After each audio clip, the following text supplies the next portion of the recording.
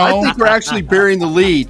Hey, OC, how did you know that Parsons was going to be able to rush the passer as well as he did? You're the only person I've ever seen to ever say that Micah Parsons could be a put his hand down guy. So I need that question answered. The OC. And boss showed me. You hear me? One of the reasons why I stepped away from the league is because it started becoming about guys being slotted. It started becoming about relationships with coaches. And if I'm performing better than you, I should get rewarded for that. Yeah. Right? Boss go bring it today. Like, we must have got a guard. That's the only thing that would have made him do that. That's it. He know. He know. Because he been watching Twitter, man. Yeah, so everybody's trying to knock that win. Oh, that's just the Jets. All right. Nah. Why did your Cowboys put some whoop ass on them boys? We gonna talk about it. Let's go. My reefer with Henny and Coke. Please don't be stingy, got plenty to smoke. Show up and act up and back to the crib. I do not stun, I just rap what I live. Seem like they doing the most for the clout. Did what I said so they know what I'm about. Show up and act up and back to the crib. I do not stun, I just rap what Let's I go. Boss, show me. Man, I'ma show you. See, cause there's some reasons this thing is starting to come together. We gotta look at it, and we gotta keep doing what's working. Shot it. Fight for. See, that's how to go out.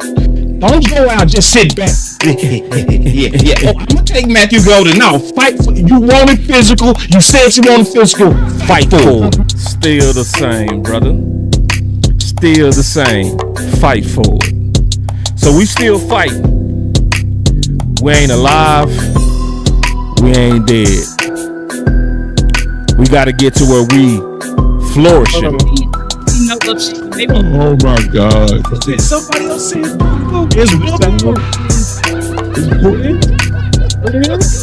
It is.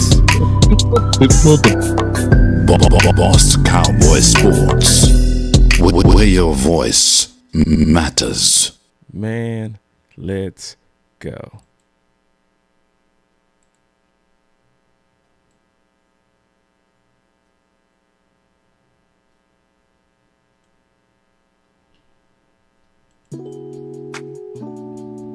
We gonna start with that one today. That's what we gonna do. We gonna start with that one today, man. We gonna start with that vibe. Now, I'm gonna go back to my original. Let's go back to the original. We gonna always start the show off right, man. We gonna start the show off right. All right, y'all already know. Cause today's stream is brought to you by Sleep Out. All right. Today's stream is brought to you by Sleep Out. And with the Sleep App, you can win 100 times your money, but you got to go for it. Use promo code BCS. That's so easy that you should be able to take it easy on your own back. Take it easy on my back.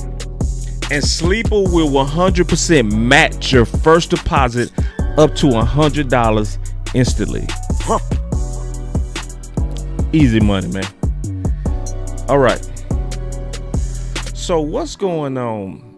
Because see, a lot of people go try to minimize that win. They go try to minimize that. You know, if I promise you, if we would have lost, it would have been a crisis. The sky would have been falling. But because we won, that's just the Jets, right? Nah, listen, I've done the homework of watching that Jets team, okay? And that Jets team didn't get handled like that by nobody else that they played. That Jets team was comfortable and usually very competitive all the way to the end. To the point, if you watch the watch party, you'll see me say that team was dangerous.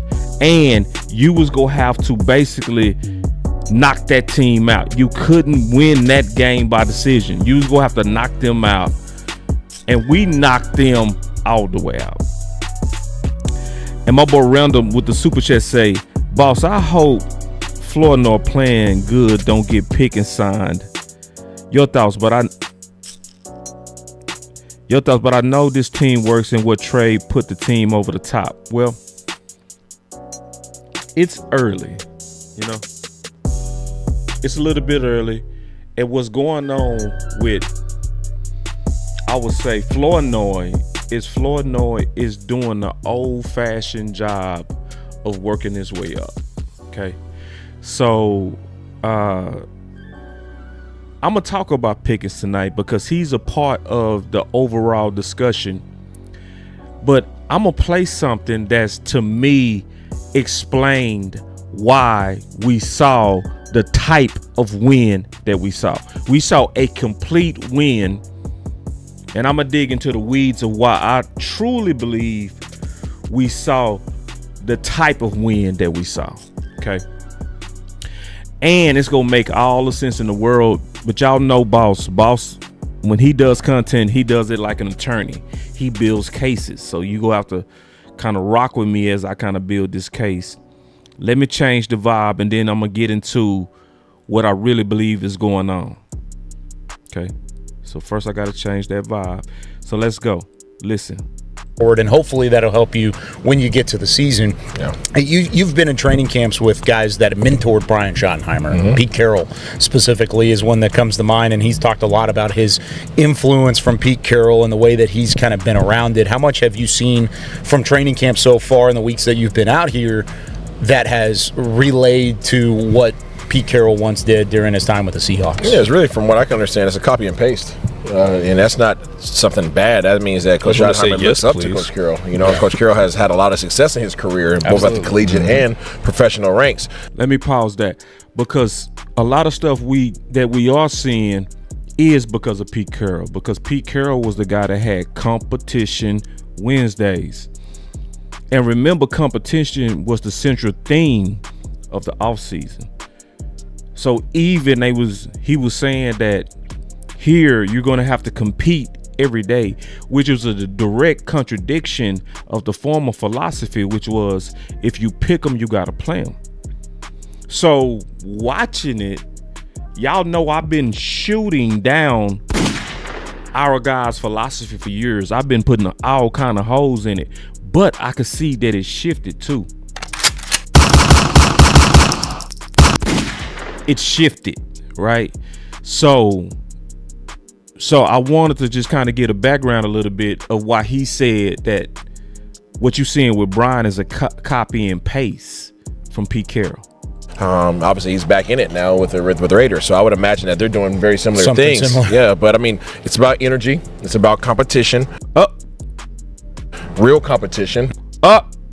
Wait, why did he say real competition? Why did he emphasize that? Bruh. We got to come to that. Mm-hmm. When I say real competition, let's keep it 100. In this professional setting, a lot of times you can do really good things if you're a number 2 or number 3 guy, but it doesn't really matter because you're never going to get that number 1 spot. You said, let's keep it real. Boss, they wouldn't do that. They would always play the best man. Shit. Don't listen to me. Listen to Stand Back. Listen to a man who played for the Cowboys, who played around the league. He telling you that politics, sponsorships, our guys, who got paid, all that's real reasons and stuff of why sometimes the best guys don't play. So I'm already starting to kind of get into what's going on and why you seeing a change in the energy, in my opinion. And you never, even though you might have the best week, they're not going to pat you on your back and say, get in there, go get some reps with the ones, because you're not a 1. Yeah. That is changing here with Shotty. If you have a good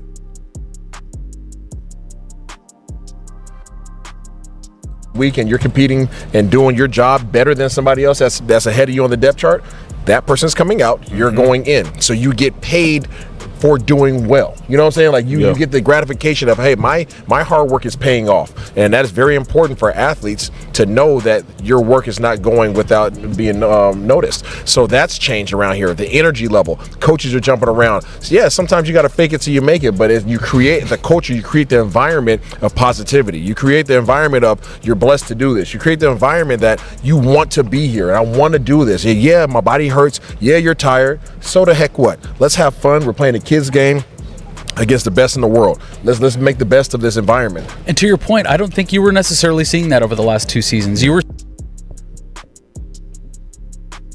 See, you got to remember this was August 1st. And see, they are speaking very candid about the internal politics that they were seeing within the Dallas Cowboys. So people say, boss, you're negative. Boss, your show is negative. Because I was calling it out. And I was like, this is not a winning culture, bro. It's not. When the best men are not being rewarded, that's not a culture to where you go get all the guys to play hard together. The morale is not going to be. See, because a lot of people mistakenly think, Montana, CJ, Angie, a lot of people mistakenly think, oh, all these guys get paid, so they're going to go out there and give 100% anyway. They get paid to do so. No. You still have to manage the emotions. You still have to manage morale. And look what he said. The last 2 years, I don't think we were seeing that. I say, sir, it was a lot longer than the last 2 years. We talking about probably the last 10 years of our guys dominating the culture. And if you don't know what our guys is, that's the philosophy from Stephen Jones, who was also backed by Will McClay, that if you pick them, you got to play them. So the draft picks was preferred over outside free agents, and you could see it. It's actually not like that this year. And y'all know I keep my finger on the pulse on that. And if it was like that, y'all know I would have been calling it out. It ain't like that this year. It's also, I'm going to get into it, but it's actually too much on the sponsorship side. Sponsorships is where coaches are favoring certain players. Brian has successfully backed out front office this year. Seeing guys that were working hard and showing it on the field that weren't necessarily rewarded the very next week after an impressive performance. There were these arbitrary rules set in. It's like, oh, well, this guy carried the rock for this amount of time. But and you don't have him replicate that success the next week.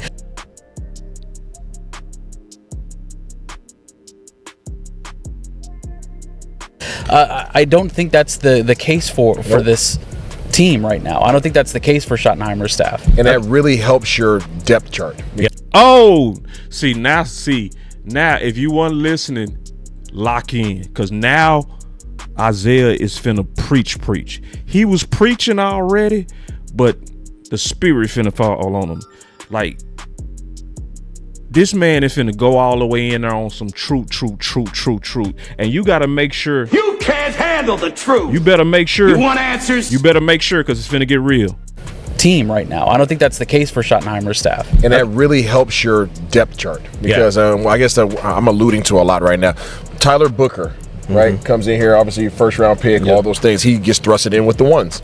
Tyler Booker had some rough days early on in camp. So what do they do? Tyler Booker, you're out. You're going to the twos, player. You got to work your way back into it. You don't just receive. Player. You got to have to earn your spot. So hey, who did, I don't remember who took his spot. Rob Jones. Yeah, Rob Jones. Yeah, that's right. Rob Jones took a spot. Unfortunately, he's out right now. But Rob Jones came in and was applying pressure. Yeah. But what did you see after practice? Rob Jones working with Tyler Booker.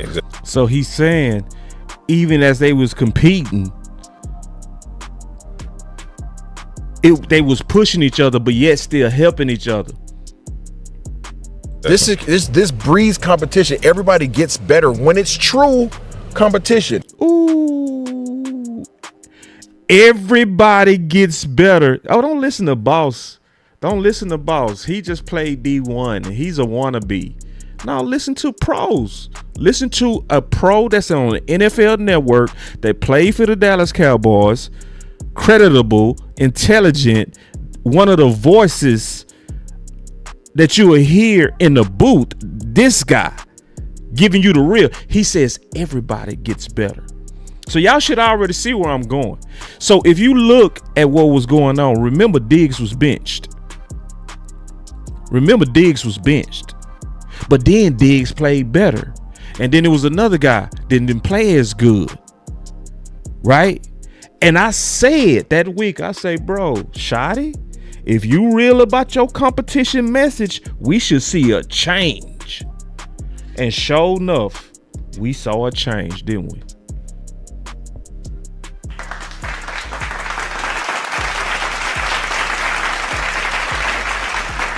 So it was a message that was sent. It was a message. The first message said, we don't favor Diggs. The second message said, we don't favor Elam. Yes, I was a quarterback at Florida, Brian Schottenheimer. Yes, that's my alma mater. Yes, obviously I like to see our guys do well, but first things are first. And the first thing that was first is Diggs outplayed you. Y'all remember on Competition Wednesday, we took a vote. Y'all remember that? We took a vote, all of us. And I said, who played better? And I put it up. I said, did Elam play better or did Diggs? Because there was a whole lot of people on Diggs' head that week. We was studying how he was in a cheerleader circle. Was he a team guy because he wasn't in a cheerleader circle with Dak like Dak. We was worried about the wrong shit. But then when it came down to how he played, he just played better than Elam. So when the team see, oh, shoot, if I make plays, I can be rewarded. What does that do to the whole team and their desire to make plays? Huh? Take it easy on my back. What does it do? It makes everybody want to make plays. Hence, ass whooping to the Jets. A team that don't die easy. One of the reasons why I stepped away from the league is because it started becoming about guys being slotted. God, wait. So you stepped away from the league because of how guys was getting slotted? You didn't step away from the league because of talent or injury? What made you step away from the league? Was it money? What, wait, did I hear you right? Let me hear what made him step away from the league. Man, and was applying pressure. Yeah. But what'd you see after practice? Rob Jones working with Tyler Booker. Exactly. This breeds competition. Everybody gets better when it's true competition. One of the reasons why I stepped away from the league is because it started becoming about guys being slotted. Yeah. Started becoming about relationships with coaches.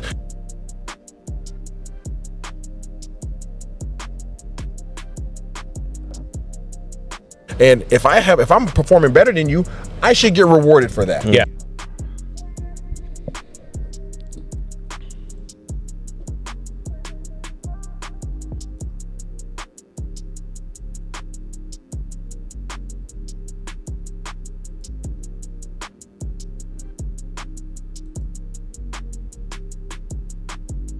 Right? And that wasn't the case. And I was tired of it.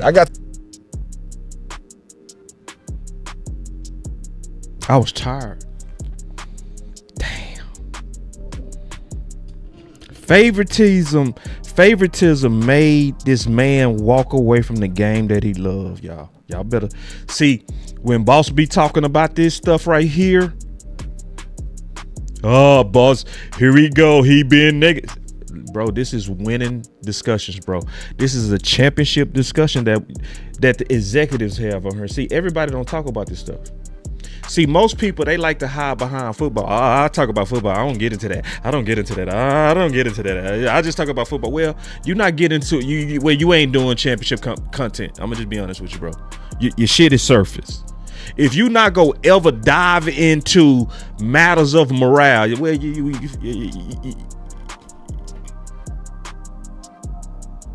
I'm gonna be honest, your content ain't for bosses. Your content for casuals. If you do your content like that, you're catering to casuals. You're not having a conversation about how to actually win a championship. It's more so it's too many people that do what I call glorified scouting reports. You know, where it's glossy, it's cute, it's hopeful, it's what's up, Lou? Keystone, I see you in the building, my boy D Shift, Macho, CJ. But it's not winning content.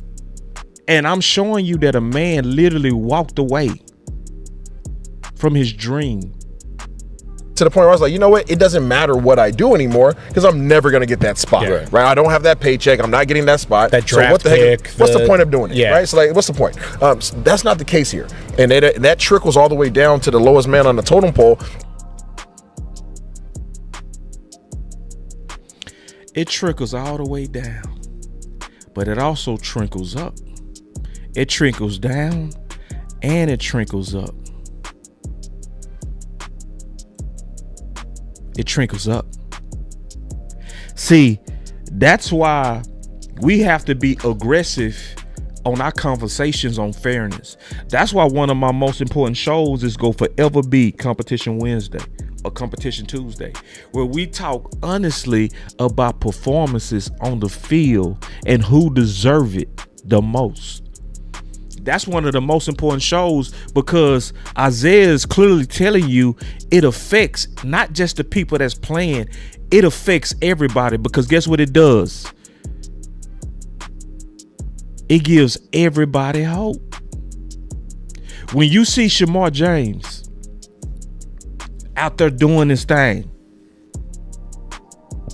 it gives everybody hope. And that creates this culture of everybody can get it. Everybody can. So I'm trying to see, when I sleep on this stuff, I really sleep on it, bro. I'm not gonna give y'all, ooh, the Cowboys, they just getting better. And then we go just dump all this credit just on Brian, and I say, why? What's the why? What's the why that win was so dominant? Why? So let me get into a couple of things that's super important. Okay. Couple of things. I'm gonna put this together fast, and I'm gonna get on the phones. I'm gonna put this together fast, but I'm gonna talk about all the things that I see as pivotal. First, I said this last week, and it still applies. Listen and listen closely. The next two games, now one. Okay. The next two games are the most important games for the Dallas. The most important. So we passed one of them now, because I said this last week. This next game is the most important game. If Dallas does not win the next two games, Dallas front office would be passive to trade to put the Cowboys over the hump and waste Dak's MVP performances. I really want y'all to hear me on that. See, because Cowboy Nation, I listen to the streets. A lot of us are divided. We divided on what's the best thing to do right now. Do we hoard the picks or do we say F them picks? I am super duper F them picks. Because people that want to hoard the picks is thinking about building towards the future. But I would challenge and say that most of those people didn't really think through the details. Because if you think through the details, if you punt by wanting to hoard picks, right? What you're doing is you're going to likely waste and say, this year we're not going to try to give Dak everything to try to put him over the hump. We're not going to do that this year. We're going to wait this year. That's what you're saying if you decide to hoard the picks. But if you say you want to be aggressive and you go directly for what could put us over the hump, something like having a RB1 duo, not just RB1, a true duo, because I'm going to explain something that a lot of people don't see.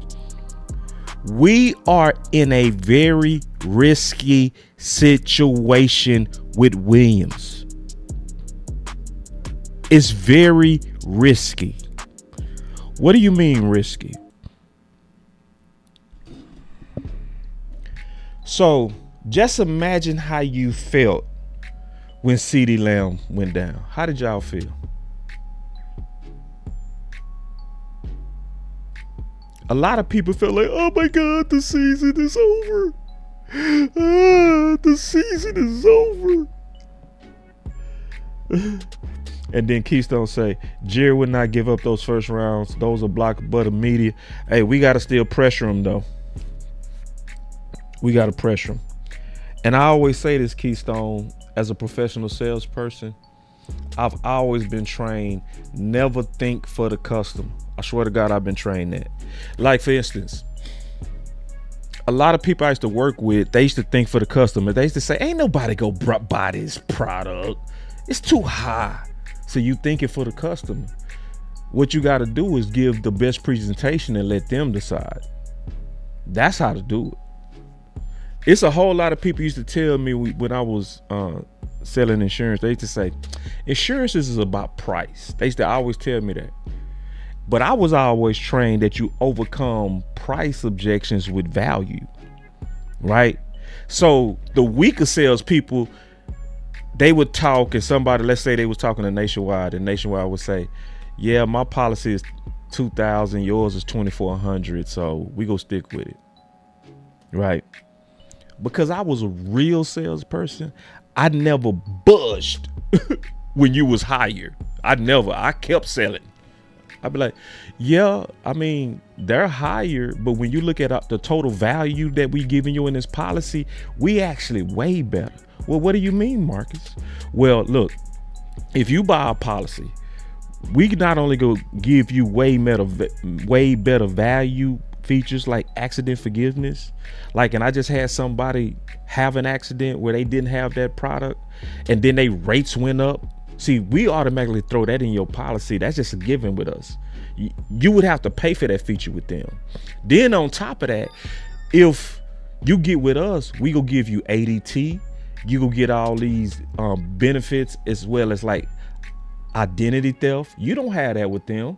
So if you add up of us paying for your identity theft, and if you add up the fact that we giving you this ADT, and you add up the fact that we giving you accident forgiveness, if they added those features, now their policy would be $2,800 and ours is $2,400.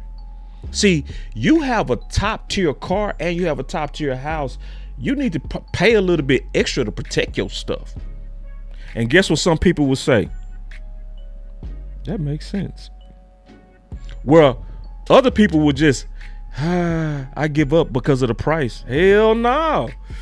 I ain't finna do that with Jerry either. It's like, yeah, he usually don't do it, but shit, this year he's done some things he usually don't do. He usually don't get somebody like Pickens and give up a third. He usually don't get DT. He usually don't trade our guys. He usually don't. He doing some shit that's a little bit different. So this is a year to where we should be optimistic on being able to get some toys out of Santa Claus. You know what I mean? You know? And I do get that he's done some shit that hurt our trust, but let's stay with it. Stay with it. We got to keep punching, bro. All of us, sister, whoever we talking to. Yeah, but you know, so my attitude is I'm not gonna think for the customer. But let me go back to this. We will be wasting Dak. That's why we should be aggressive. And then a lot of people will be like, well, shit, well, you know what? We can wait till next year, bro. It ain't no guarantee next year. Dak could get hurt next year, bro. He could have a career-ending injury, bro. When you can go for it, you go for it. Don't waste no. So that's why I'm F them picks. And another reason why I'm F them picks, and we should be pushing Jerry and them to be aggressive for the player now, and players that can come in and help us now, like right now, to take us over the hump. because you only got about maybe five years at best of this deck. So it's not hard to me. So some people is like, well, let's say the picks. I'm like, hell, oh hell no, fuck them picks. Go get the player. See, especially if you believe we might need another edge. Because if you think we need another edge, we are delusional if we think we go get an edge that's gonna be an impact edge year one. Usually, unless you picking in the top 10, usually, and it's another Micah Parsons or top 5, if you picking at the bottom of the draft, usually that's gonna be a developmental edge. So once again, you're gambling Dak's future because you got a player that's gonna take 2 or 3 years. So trade the pick and get a guy like Trey that can come in here right now. That's already cooked. He's cooked. He's mature. He's ready. He's been a sack machine, a pressure machine. He's gonna win. Go for it, Dallas. Team aggression. So, a couple of more things. Cause see, that's what Clarence was talking about. That's why I call it righteous. I called it righteous. Clarence Hill said the NFC is wide open. No big bad wolves out there. No juggernauts. Ooh, see, he preaching. Clarence preaching. See, I got on his ass last week about law, but today he done came back with it. He done came back with it. No juggernauts. The Cowboys are right there. Ooh, talk it. Another one. Talk it. You want answers? You can't handle the truth. We all right there, bro. See, I wish people could see that. Keystone, I wish people could see that. ISO, hallelujah. I wish people could see that, Daniel. And I don't see how we don't see it. How do you not see it when we was 5 plays away from beating Philly? When you was 1 second away from beating Green Bay? How do you not see you just need a little bit more? Hold on real quick. I've been waiting to see this dude. I'm so happy you walked in the building because I want to give you your flowers today, my brother. Today is your day, my brother Tyreek. I gotta talk about you, boy. I gotta talk about you. So this is where I gotta talk about Tyreek. My boy Tyreek, I just want to give you your props, bro. You have forever been pushing Ryan Flournoy. I just want to give you your props because, man, you was pushing them so hard, you was starting to get annoying. But I swear to God, he's the workout with Chris Carter, man. Man, I like that Flournoy. That Tyreek used to always say that. So I'm talking about you was on that day one, like when he was drafted. So I want to give you your props. I do. When I see, because, you know, me and you boxed a couple of times on some things we didn't agree on. But when you get it right, I'm going to also showcase my dog, because you're an executive and a boss, for the way you stood down and never changed for Mr. Ryan Flournoy. Good job on that, my brother. I was hoping you came in because I want to acknowledge you. It's good to see you too, bro. All right, let me go back to this, though, what Clarence was talking about. But he right on this. The Cowboys are right there with Dak Prescott playing at an MVP level. Jerry Jones should make a trade to add a pass rusher. Clap it up for damn chill. Clap it up. And I had his back too. I had his back. Shit. I try to be fair on this. See, I bust him in his chest over Law last week, but now I'm like, nah, I'm gonna get his back on this one. I'm gonna fight with Chill on this one. I fought against him last week. Now I'm fighting with him. I'm gonna fight with you.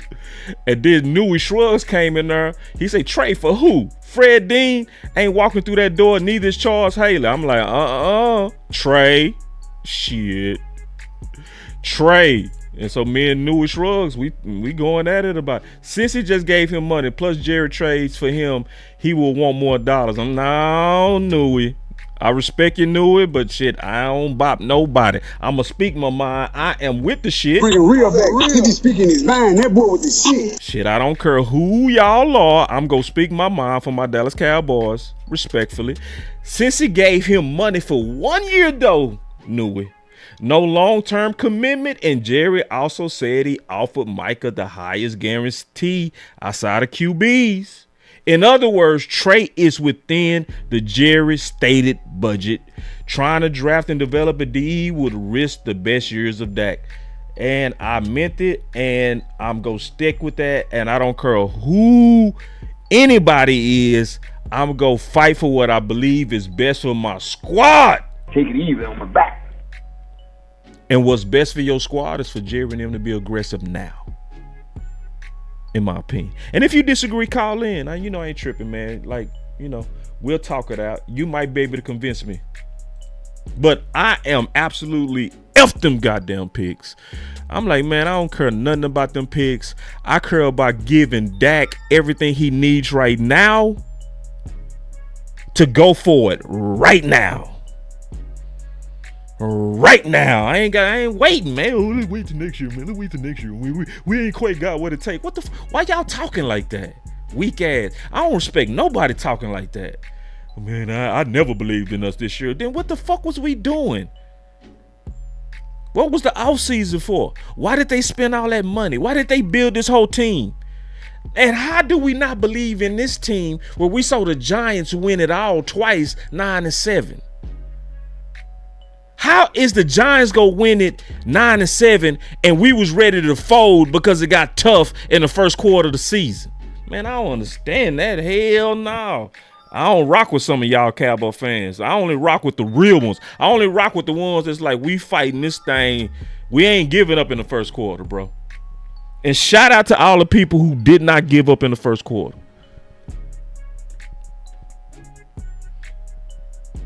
Now, this is very important what I'm finna talk about though, because this still goes into the competition. The Dallas Cowboys has gotten much better by accidental injuries. Can I say that again?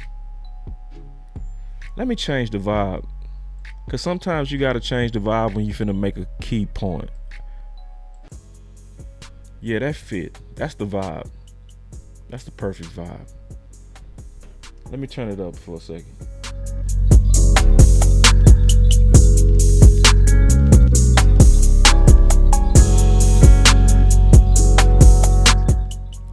That's the perfect vibe. I promise I feel that now. I feel it. Like I feel it now. Listen, man. I want y'all to hear this. The Dallas Cowboys has gotten much better by accidental injuries. Can I slow that down? Can I slow that down?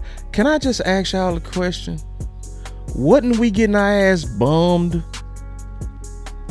And then all of a sudden, Hooker went down. What happened to all the big plays?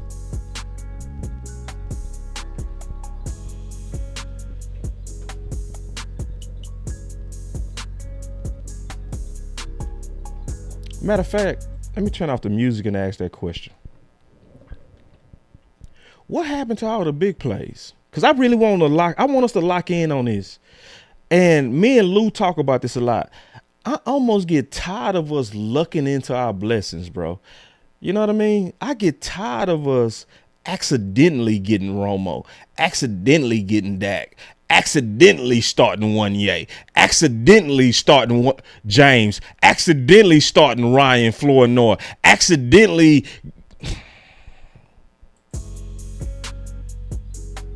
I'm asking a real question. What happened to all the big plays?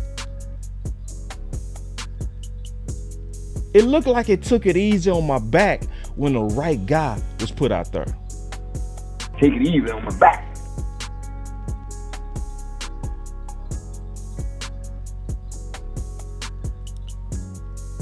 And I'm going to tell y'all this. A lot of these players would have never been given an opportunity if it wasn't for these injuries. Blessings through injuries is what my boy Stanley said. Bruh, even Pickens. Oh, man. See, boss is being negative again. Hey, bro, I'm just telling you the truth. If you can't handle the truth, You can't handle the truth. then you need to go to a channel that's gonna give you that pom-pom cheerleader content, bro. This is a grown man, grown woman, boss type of channel. We keep it real to win. We don't kiss no asses. We don't do that. And I'm not gonna kiss y'all ass. And if I'm being all the way real, it was a reason why Pickens was frustrated game 1. And I'ma even say this. Even to this day, he is still not getting the targets his ass should be getting. Well, I said it. Take it easy on my back. Take it easy on my back. Accidental blessings, bro. That's what we looking at, bro. That's what we looking at, bro. Bruh, Green Bay was finna whoop our ass until we started targeting Pickens. What did Pickens make Sauce look like?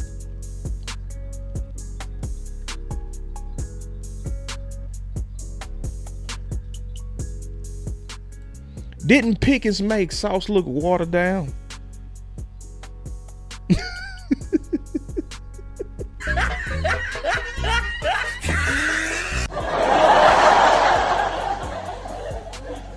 But if it was CeeDee Lamb, guess what? We would be spamming him. See, we literally looking at accidental blessings. That's what we looking at, bro. And it ain't stopped there. Come on now. We was over here with what? My boy said I was about to say applesauce. Cool, right? And then Andrew say Cowboys get lucky with players just like Philly when they play sorry and fall into a win. So true, man. So true. You know what I'm saying? It's like you could see. Can we be honest? You could see a team whoop ass because you finally had guys out there that was forced out there due to injuries.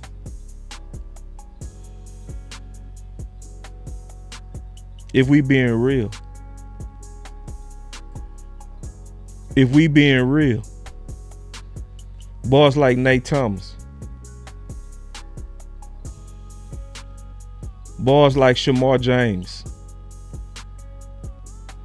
And then they get out there and you see a whole different energy. Am I lying or am I telling the truth? Lou, am I lying? Angie, am I? Mr. Adams, am I lying? What did y'all see yesterday, bro? So let me ask y'all a question. I'm going to ask y'all a real question. I want you to take it easy on my back. I'm going to ask you a question and I'm going to ask you to take it easy on my back. I want you to imagine if the Dallas Cowboys intentionally and aggressively played their best guys. Can we use our imagination with that? Let's close our eyes real quick and use our imagination. What if the Dallas Cowboys intentionally and aggressively played their best guys? What would that look like?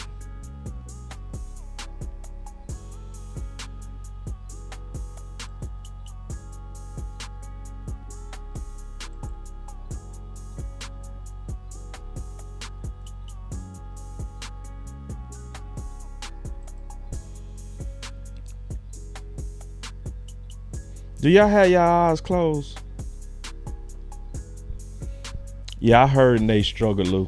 I appreciate that. See, Lou will always keep it real. That's why Louis gonna always be a number one. Cause it's always Cowboys first. It ain't his favorites, pet cats, opinions. But let's close our eyes like when we used to have to do when we was in preschool. When they were trying to get us to take a nap. Say, close your eyes, close your eyes, close your eyes. What if, just what if it was truly aggressive fairness? See, that's why I had to start the show with Isaiah stand back. Because when I sleep on this stuff, bro, I really do, bro. I get this stuff out. That's why I usually don't just go immediately, just go live real quick. I don't do that. Sometimes I got to stop and say, what just happened? Why did they show a different energy than we've been seeing? Why was this team not bombing us like New York did? Why is this team not bombing us like Chicago? What's the difference? You know what the difference is? Aggressive fairness. The right guys being out there. And see, that's what Isaiah said. I'm going to just play it just one more time, the start of what he said, because it was so significant. When he said true competition, because he meant that. Listen to him. Something bad, that means that Coach Schottenheimer looks up to Coach Carroll. You know, Coach Carroll has had a lot of success in his career, both at the collegiate and professional ranks. Obviously, he's back in it now with the Raiders, so I would imagine that they're doing very similar things. Yeah, but I mean, it's about energy. It's about competition, real competition. Real competition. When I say real competition, let's keep it 100. In this professional setting, a lot of times you can do really good things if you're a number 2 or number 3 guy, but it doesn't really matter because you're never going to get that number 1 spot, and you never, even though. You know what? I need to do this right. Let me let him talk, and then I'm gonna put some B-roll over him as he talk, just to bring it home. I gotta really produce this thing. Y'all gonna let me produce or what? A lot of success in his career, both at the collegiate and professional ranks. Obviously, he's back in it now with the Raiders, so I would imagine that they're doing very similar things. Yeah, but I mean, it's about energy. It's about competition. Hold on. Real competition. When I say real competition, let's keep it 100. In this professional setting, a lot of times you can do really good things if you're a number 2 or number 3 guy, but it doesn't really matter because you're never going to get that number 1 spot. And you never, even though you might have the best week, they're not going to pat you on your back and say, get in there, go get some reps with the ones, because you're not a 1. Yeah. That is changing here with Shotty. If you have a good week and you're competing and doing your job better than somebody else that's ahead of you on the depth chart, that person's coming out, you're going in. So you get paid for doing well. So let's ask that question one more time. Imagine if the Dallas Cowboys intentionally and aggressively played their best guys. Because I'm being honest, I'm still not falling for it. I still think there's some residue of politics that's floating in there. I do. I watch them too closely to just lie to y'all.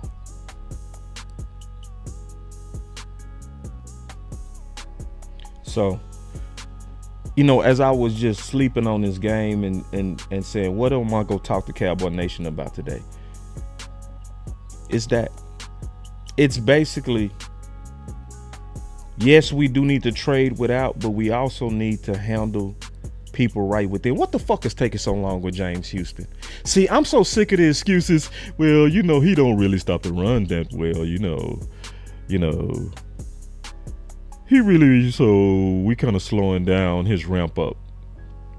He's better at stepping a run, but he has to be consistent. And like Angie said, she says she can't wait for, Flus can't wait for sunburn. Exactly, bro. We bet not. We bet not, Angie. So since we talking about linebackers, let me cover these linebackers. I'm gonna get on the phone. Be quick. I'm gonna be very honest on my honest observation. The linebackers are looking so much better without Sam Bourne. is what I said. Okay, I stand on that. Now, when I say better, I'm definitely talking about the athleticism. It was popping. Boys look way fast out there. Just having better athletes out there look way better. But I also have to be balanced. I have to be measured. But to be fair, I misspelled saw. I also saw bigger running lanes too. Yeah. Being in the right gaps is just as important as being an athlete.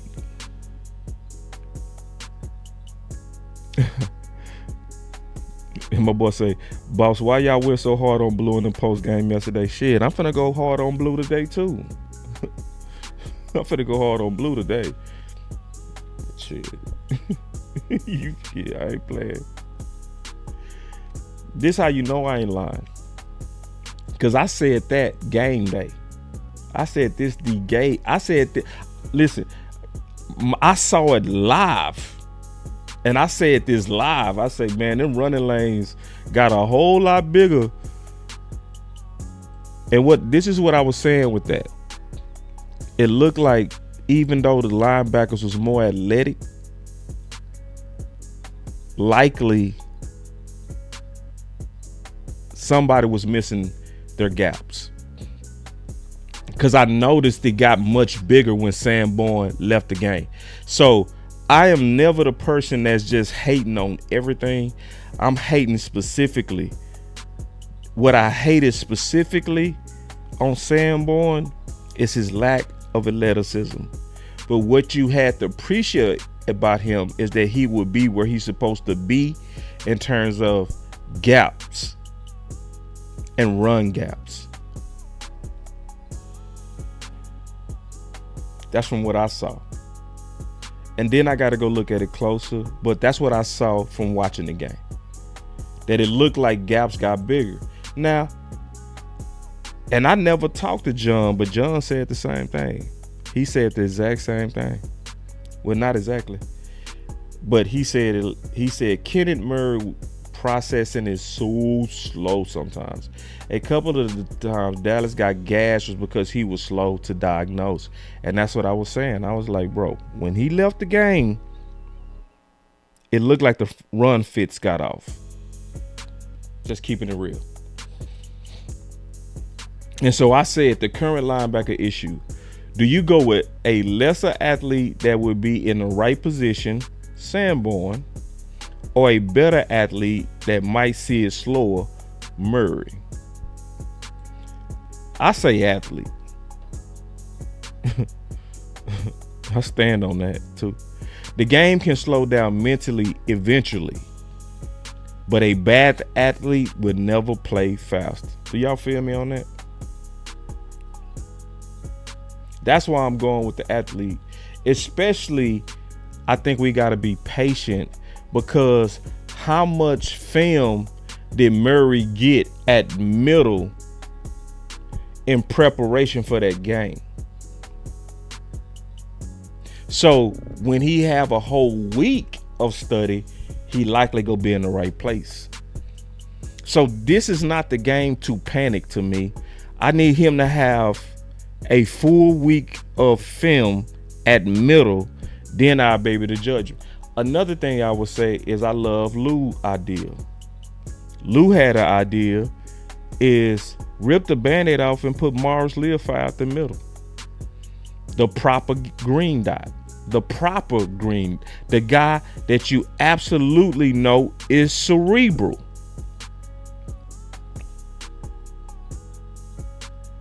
Yeah, and I feel you, Lou. It said it was Murray and James, still some narratives. Yeah. It's gonna be some people out there protecting Sanborn. Some made up ass narratives. I'm with you on that. And see how my boy Cowboy Joe been speaking that great common sense, bro. He been on common sense for the last probably 4 months. Cowboy Joe said, our show, because he does a show with his dad, what would Jimmy Johnson do? And he's so right on this.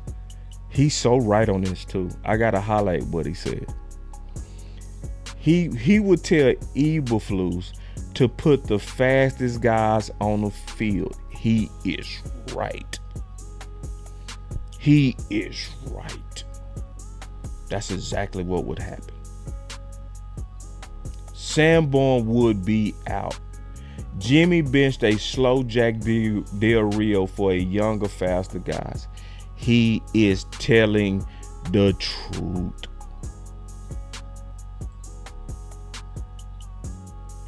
Very, very good tweet. Very good. So, I'm going to highlight a couple of more things. I'm going to take some calls.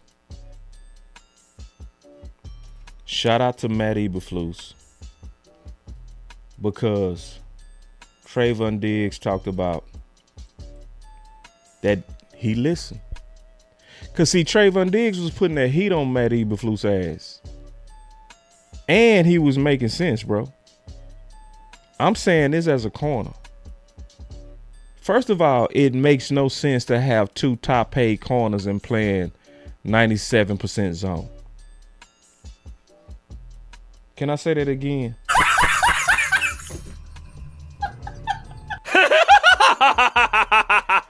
What the hell is wrong with you, Cowboys, to literally pay two corners and don't allow them to play man?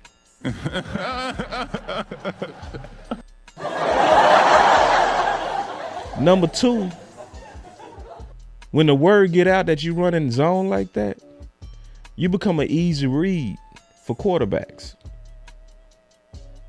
Hence, quarterbacks go get the ball out faster. Hence, it's hard for your edge to get there. Your edges. Just because of the scheme.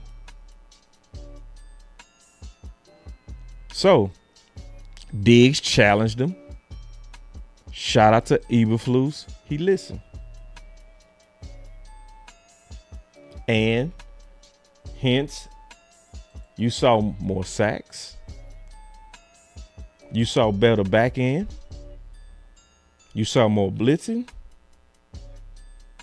It's basically like Diggs basically had to slap his coach. But some of y'all still don't like Diggs. Some of y'all to be, Diggs ain't a leader. He ain't a leader. He don't care. If he don't care, why did he speak up? If he don't care, why did his input actually work? Diggs is not a leader. He ain't no leader. They need to cut his ass. He was cool with Micah. Him and Micah was toxic. But he over there giving the D coordinator the key advice that really helped turn the D and make it a lot better than what they was. Look at Diggs. He over there clapping his hands instead of being in the huddle and supporting Dak as Dak is cheerleading. He should be in the middle with those guys if he's a leader. I don't give a damn about that shit. What I like is when leaders speak up and say, hey, coach, this ain't it. We need to run more, man, coach. Like, see, that's how Amari was, remember? Amari was like, they sitting on our routes, Dak. Y'all remember that? That's what dudes who care do. I don't like them yes men. I like them people that say, bro, you need some gum. You've been talking all in my face and you just ate a whole onion burger, dog. Now you finna go talk to those women over there and you think they finna come up, man, yo dragon breath ass. Listen, here's some gum. And that's what Diggs did. Diggs was like, Eberflus, man, you need some gum. That's a real leader. Not whether he was actually clapping outside and go Dak, lead us, Dak. Yes, sir, Dak. Yes, sir. Yes, sir. Yeah, Dak. Yeah. Dak all in the middle. Hey, let's go after those guys. Let's go get those guys. It's us against the world. And y'all want him out there like, yeah, Dak. Yeah, Dak. Yeah, lead us, Dak. Yeah, Dak. Yeah. Nah, bro. That ain't leadership, bro. That ain't it, bro. Nah, real leadership is what he did. And I'm glad he did it. All right, listen. I'm going to give y'all 2 more topics and I'm going to get on these phones, bro.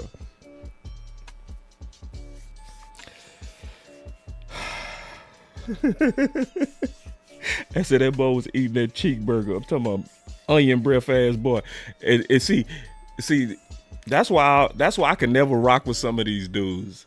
I never could rock with some of y'all, bro. Y'all would let me shoot at little mama with some dragon ass breath, cause y'all the types that'll tell me what I want to hear. If I say, hey, bro, my breath, oh no, you good, bro, you good. Yeah, man, shoot at her. Yeah, see, that's how y'all do y'all Cowboys. You disloyal your ass, boy. Disloyal your ass. Oh yeah, man, we fine, man. We can play all that zone. We just gotta believe. Oh, Sanborn, he's Sean Lee. You lying ass panderer. All right, so I'm gonna piss some of y'all off when I say this. I'm gonna change the vibe because I already know some of y'all will get pissed when I say this. I do care about your feelings, but I gotta tell you anyway.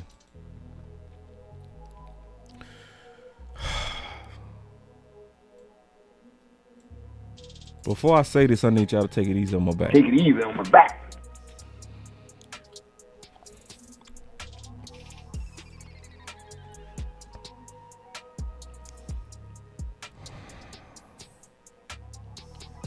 Bro. So Cowboys Brian Schottenheimer likes the depth in the running back room. But he's publicly declared in the first time that this isn't a committee approach. Javonte Williams is the bell cow. He earned that. We believe in him, and that's the way we approach it moving forward. Let me tell y'all my honest to God opinion on that. Oh, hell no! I hate it. I can't stand it. I think it is foolish. And it goes back to what I said earlier. When CeeDee Lamb went down, we was okay. Why?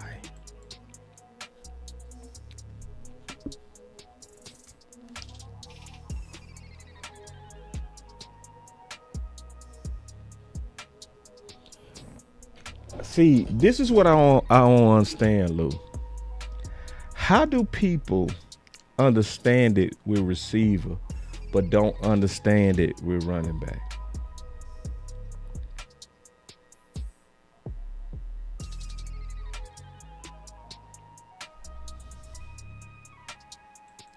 How? We put in a lot on Williams, y'all.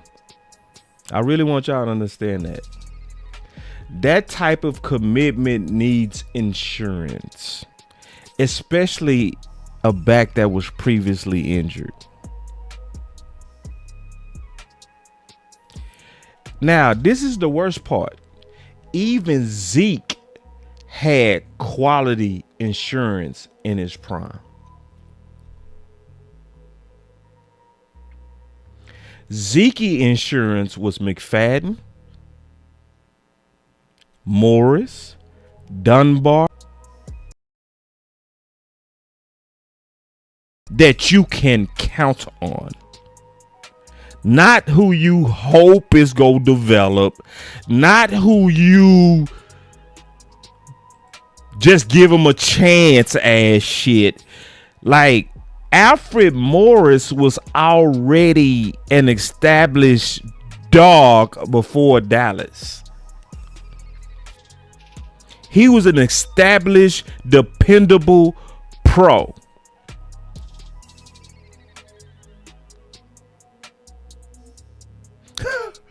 My boy Hallelujah say they got Williams out. My boy Hallelujah say they got Williams out here doing Ziggy things for $45 an hour. Take it easy on my back. Say, man. Say. So I'ma take it even further. This is where I know y'all gonna get mad. Some of y'all gonna get mad. Blue is low key in the way of major improvement. See, cause my boy, somebody say, you don't think Jada should get more of what you're saying in coaching time? And Tuck keep it real. See, that's why I rock with Tuck. Cause see, he like me. He ain't gonna tell y'all what y'all want to hear. He not gonna pander to y'all because he know it's a. Cause see, all of us who, if you greedy for subs, you should do stuff like, man, they need to give Blue a chance, man. They need to give Blue a chance, man. It's like, bro, if I'm being all the way honest, bro, Blue ain't even look better than Sanders yet. Ooh, that hurt some of y'all feelings. I could just feel it. You want answers? You can't handle the truth. Oh, I know. Take it easy on my back. I know. That hurt some of y'all feelings. And J Tuck said, "Nah, we'll get to bro next year." See, we getting close to that trade deadline, bro.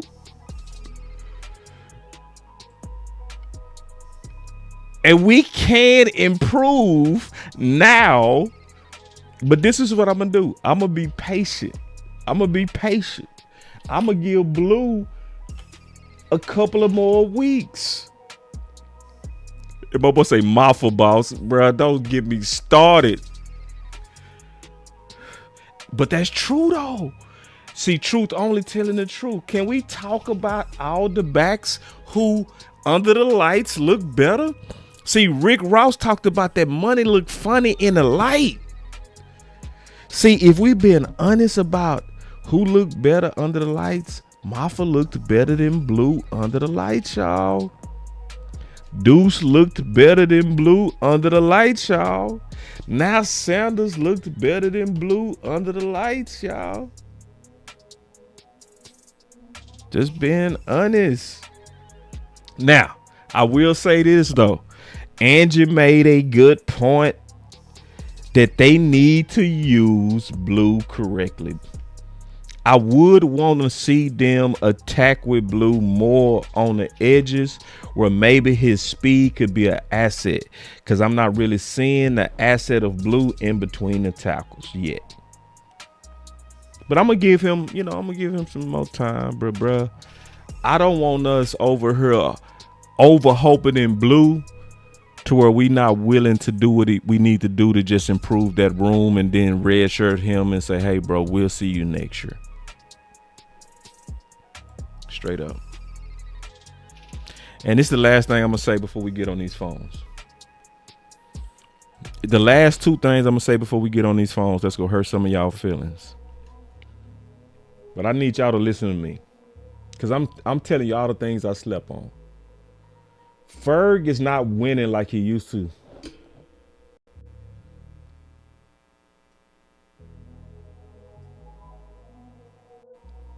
And somebody said, he isn't a between the tackle runner nut. Yeah. So if he's not and you calling me a nut, you calling me a nut. So let me say this. If he's not an in between the tackles with a head coach with a power scheme, does he fit?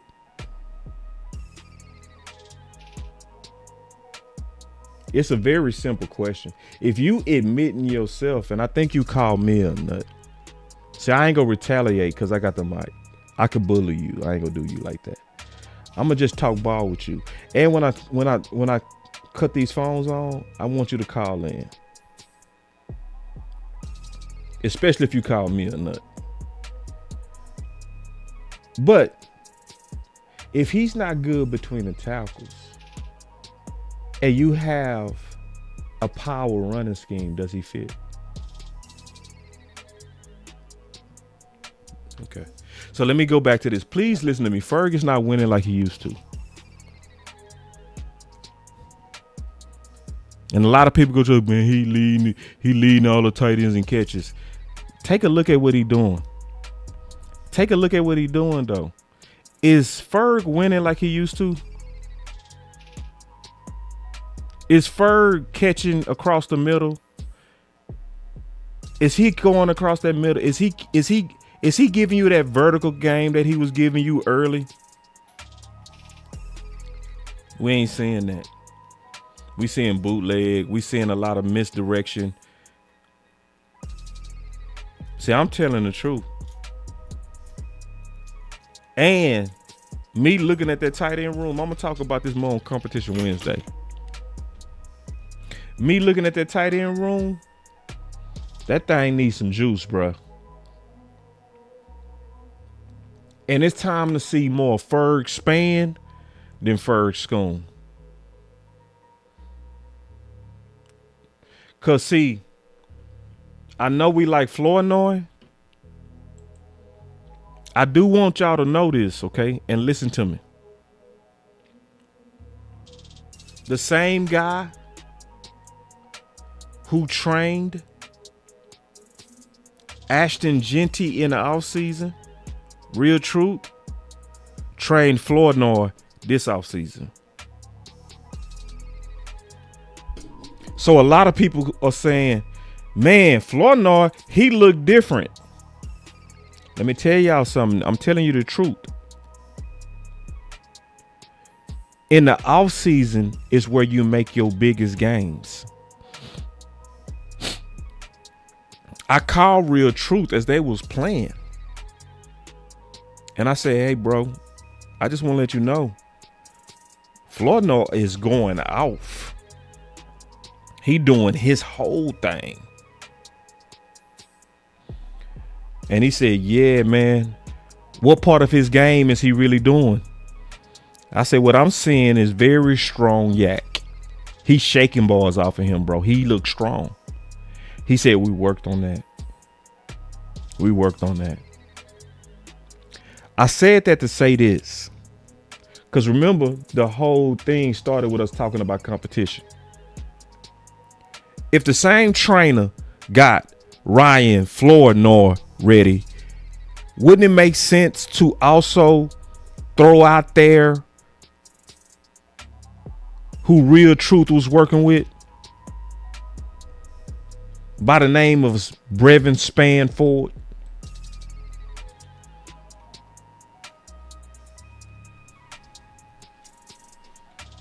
Because see, when you able to look at the work of what the offseason trainer did with Ryan Flournoy, shouldn't we want to see more? Because this is another guy that Real Truth worked with that ain't really getting a lot of snaps. And I'm kind of honestly, I'm being all the way honest, I'm kind of sick of us getting better by accident. I'm sick of somebody getting hurt and then finally Shamar James get out there. Malik Hooker get hurt and then Wanye Thomas get it.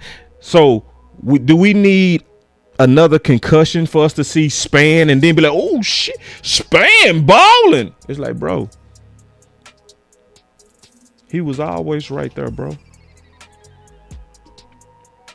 He was always right there. So I'm going to talk about that more on Competition Wednesdays. I just wanted to kind of preview that thought because, you know, I ain't got no friends when it come down to who should be playing and who should be starting. But I know a lot of y'all said y'all ready to get on these phones. I'm ready to hear from y'all. Piling paper, got them talking nice to me. Down the bottle, it be going right through me. Brown baby, down to take a flight to me. They think that I'm stunting, but it's slight to me. Piling paper, got them talking nice to me. Guess that's why the labels want the rights to me. CD on my back and it feel light to me. They think that I'm stunting, but it's slight to me.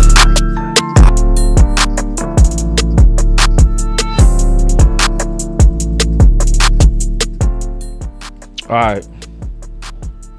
Let's go. Who would y'all got to say? Hold on real quick, man. What's going on with my phones, bro? I swear these phones be pissing me off. Give me 1 second.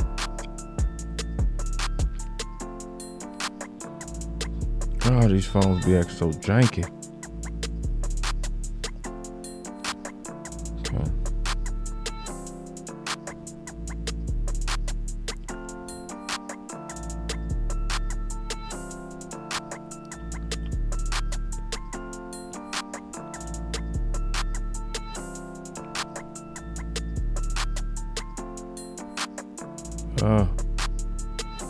Host.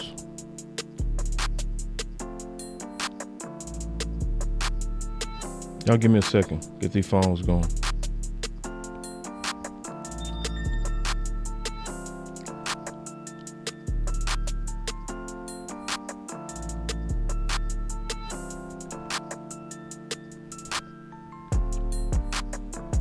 Man.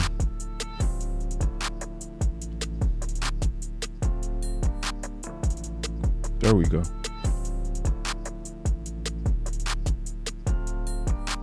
Oh, there we go. Yeah. That's what I wanted. That's what I wanted. Here we go.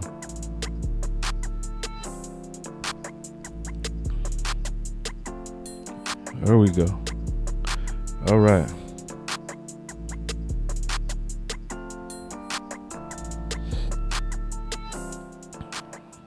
Okay.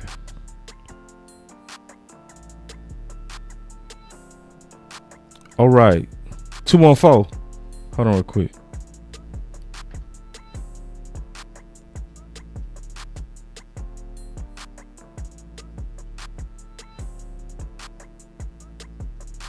Y'all give me 1 second, man. The app is acting very stupid. All participants are muted, and they can unmute themselves. All participants are muted, and they can unmute themselves. All participants are muted, and they can unmute themselves. You see how stupid it's acting? Locked. Y'all give me 1 second, man. Y'all see, I told you it's acting crazy as hell. Oh my God, bro. AJ. AJ. Boss. You live. Boss Cowboy. Yo, you live. Can you hear me?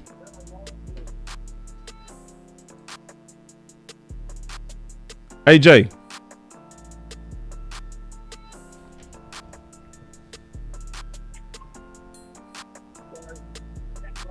Can you hear me? Boss. Yo. Hold on, man.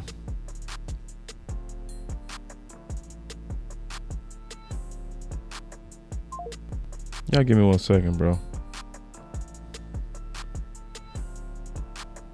You goddamn phones. Embarrassing the hell out of me. Hold on real quick.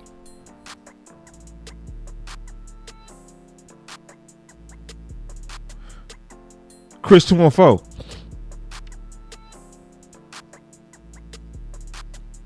Chris 214. All right, this is what I'm gonna do. I had to end that meeting. I'm gonna start another meeting because the phones was tripping. I don't know why. It was just tripping. So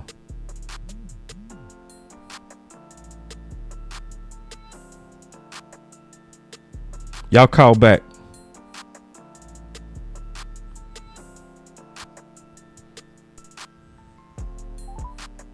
I see y'all calling Welcome back. to My One Number. If you are the host, press star now. Otherwise, please wait, and you will be joined into the call. Please enter your PIN followed by the pound or hash. So you doing If too you much. do not know your PIN, please enter pound or hash. Okay. Okay, CJ came back. Thank you. There are 3 participants in the conference. Muted. There we go. All right, here we go. Chris 214. Yo, what's Fixed going on, it. boss? Man. Fighting through this, bro. Cool. Hey, figured it out, man. Yeah, I got it. That's all that counts. Hey, boss. Yo. Hey, let me ask you this question. Yeah. What's Stephen Jones' favorite saying? We like our what? Guys. We need to utilize that in terms of Flournoy. Ooh. We like our guys. Yeah, we like our guys. Ooh. Or we like our guy. Ooh. That's the time when we should utilize that saying with stuff like this. You can't take Flournoy off the field. Now, I know it's just one game, but at the same time, that's all it takes. That boy, he was out there playing confident. I'm sorry, no disrespect. I think we've all had enough of Jalen Tolbert. Jalen Tolbert has the body of an athlete, but he's really a stiff at the wide receiver position. Sorry, no disrespect, but you had your chance, though. It's time for us to see Flournoy. Yeah, man, it's just time, bro. Hey, Chris, I did a poll on Twitter. So far, only 116 people voted. So I put this poll up for like 24 hours. So it just pretty much started. 71% of people that voted that Ryan Flournoy should be wide receiver 3. And I also want to say this is not just one game. I see a lot of people say that. No, he's been building since preseason. You see what I'm saying? I count preseason too. Because those are games you're supposed to be building, to this, right? So we can say, that's the first time. Whenever we put this ball under the lights, he been showing up. And he been showing up not just on receiver stuff. He been doing all the unselfish stuff too. The blocking. He been doing all of it. Yeah, man. Dude, man. He really got a lot of juice. He actually out there playing hard. He playing hungry. Yeah, playing he look hungry. You right. You should reward him for that, though, boss. That's right. You know what I'm saying? Yes. You can't look at the film and just say, okay, well, yeah. The conference has been locked. This game, but Tolbert, he's been here. Dak likes him. No, man. Do we want to win a championship or not? Dak likes him. We got to make them tough decisions, bro. He might be a good person and stuff, but hey, it's time for us to put all that stuff aside, bro. We got to do what's best for the team. That's right. You know what I'm saying? Yeah. We seen Tolbert already, bro. Tolbert, honestly, so far, I feel like Tolbert is a towel that was wet and you squeeze all the water out of it. You ain't finna get nothing else out of Tolbert. Yeah. Yep. Yeah. That's well said. Nah, you said it best. And see, another thing too, I said Florida needs to be your number 3. Right? I didn't expect this, but it was a whole lot of people that ran in there. They was protecting Cavante. They were like, Cavante your number 3. I'm like, is he? Did he really do a lot to be like, yeah, he got number 3 on lock? Did he? Right. I'm asking you, Chris 204, has Cavante Turvin as the number 3 just like put it like this: when it was Dez, T. Will, and Cole Beasley was the bona fide number 3. It was. He's a deadly number 3. He was respected. Do we feel like that with I'm asking a real question. I don't. To me, we like Turpin. We definitely take him over Tolbert, but nah.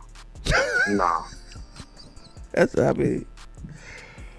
And it's not saying he not good. I like how he played lately, but I want my receiver to be a receiver, bro. Like I want my receiver to be, and I kind of like us having big receivers, bro.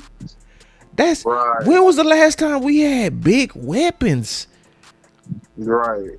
Shit. Oh, sorry. No, you good? I think the last person,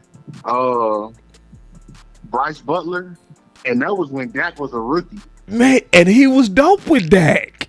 To your point, right? Mm-hmm. So, and then I'm not even counting out Mingo. I ain't counting out Mingo. I forgot about Mingo. I ain't even gonna lie to you, bro. I forgot about Mingo. Yeah, Mingo might come in with something, bro.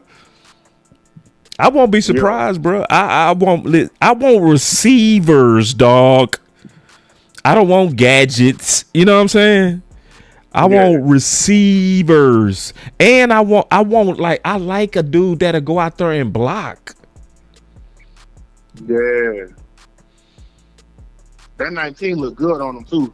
It does, and I liked his confidence, bro. He looked comfortable. That's why you can't take him off the field. You can't. He playing with too much confidence right now, bro. You gotta let that develop. You can't. You gotta see. It's like when Dak got going. When Dak got going, everybody say, "Romo, go, chill, bro. This dude doing something." You know what I'm saying? Yeah. Oh yeah. So. Not for sure, but shit, that's all I really had. No, I like your call, man. No, appreciate the call, man, and let's keep that. That you right, man. Our guys. This is the one exception we gonna say. He is our guy. Good shot, dog. Mean that. All right, bro. All right, so let me get back to these. Let me see how to get back to these. I got to get to these other calls now.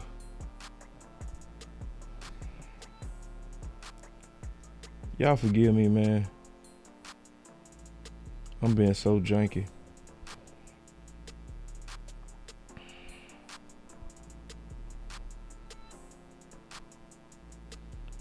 Real quick. Now I'm trying to get back to this. See, because this app be acting up, y'all. I'm so sorry, bro. I'm trying to get to y'all. I was right where I could go to y'all. Now I can't no more. Y'all give me 1 second. Okay, so it ain't on this one. Hold on, let me clear the history. Yeah, clear the history out. Go to home. Go to host. But I ain't trying to host nothing. Let me see. I ain't trying to host nothing though. Okay. There we go. Alright, I figured out how to get back to it. Okay, we good now. Let me go ahead and go with my boy CJ. CJ. Balls, what it do, baby? What's up, man? What it do? What's up, man? What's going on? Man. Hey, look here. I see we got a couple things to go in our favor that me and you kind of agreed on defensively. What's that? You know, we talked about the getting the more reps out of Thomas at safety. Mm-hmm. You know what I'm saying? Getting more reps up out of Houston. Mm-hmm. Seeing some Mark Jones. Mm-hmm. Seeing some more little fire. Mm-hmm. Getting Bell off of now. Mm-hmm. Yeah, we got that this week. And guess what else we got? Defense. Look like Eberflus ran a little bit more man this week. Yeah. And it looked all better too, bro. It's like, man. It didn't look formidable. Didn't look like that's how NFL defense supposed to look. That's exactly what it looked like. What I said under the Twitter, bro. I said, this is what bend don't break supposed to look like. And you could really see the bend don't break. You could really see the bend don't break. When we blew them out, it was 30-6. And Eberflus took his, he took his foot off the pedal, and you know what I'm saying. It became garbage time, and that's when they come up with the other little 17 points. Right. 16 points. Right. And final score 37-22. Right. You know, you can see it then. I would have preferred that he would have continued to keep his foot on the pedal, because we needed that defense needed that, and it was give us all the confidence that we need. You know, defensively. You know, because it's a grind, boss. Yeah. You know, it's a grind. It's a struggle, especially when you go out there 4 games straight. Defense ain't getting no sacks. Mm-hmm. Defense can't, they can't even line up right, can't get in position right, can't, it's a struggle. Everybody looking crazy in the locker room. Everybody looking each other side their head. Yeah, so they made the changes on defense, bro. So going forward, I would just want the Dallas Cowboys to stop accidentally getting their blessings. I would want them to intentionally get their blessings, because I still feel like they going in the right direction, but they still not aggressive enough to me, if that makes sense. You know what I mean? It's like, bro, let's stop slow poking with Houston, bro. Let's speed that up. Let's speed up the James Houston. Yeah. You feel me? Accelerate that. Accelerate that. Accelerate that James, bro. Shamar James. Let's not, because then as soon as your boy Jack Sanborn off concussion, I ain't trying to hear nothing about, hey man, no. Accelerate that. You know, I watched a little film with Luke, right? And James, I guess really let it be his first time getting that many snaps, at the NFL level. He had above average game. Yeah, he led the team in tackles. Going to have to get better. Where he is going to have to get better. His pursuit is good. Listen, he got good pursuit. He got damn good pursuit. He got good play recognition. The only thing that was tripping him up was the run gap, his run fit. Yeah. He had a few X's on him for the run fit. Yeah. If he could tighten it up, we might have stole one. Yeah. Because everything else, he's rangy. Everything else is good. He rangy. Like I say, pursuit, diagnose, he good. You know what I'm saying? Hold on real quick, CJ. Hold on real quick. My boy Common Sense said something that this is why I love y'all, bro. Executives, this is exactly why I call y'all executives. Common Sense said, boss, I'm cool with Houston gradually getting more reps. He did just play in the UFFL. Good ass damn point, bro. Good ass damn point. I appreciate that Common Sense. Go ahead, CJ. That's some good. See, because I like thoughtful pushbacks. That's a very, very, very good logical pushback to trying to ramp up his snaps. Yeah, when somebody already played a whole season, you right. You got to be wise on how you deploy him. Thank you, Common Sense. Go ahead, CJ. Yeah. Hey, but no. He made a good point. He made a good point. Excellent ass point. But, excellent. But I think James. I think Shamar James gonna be straight. Yeah. And it was just it's kind of, hey, look here, and check this out. Mm-hmm. Defensively, it's gonna get. I want to say it's gonna get better. You know what I'm saying? I want to say it's gonna get better. I want to say that was just a baby step right there. What we seen against the Jets, That was just a baby step. And the reason why I'm gonna say that is because we need to see it consistent. You know what I'm saying? Yeah. Every game you ain't gonna go out there and get 5 sacks, 6 sacks. You know, that ain't gonna be every game.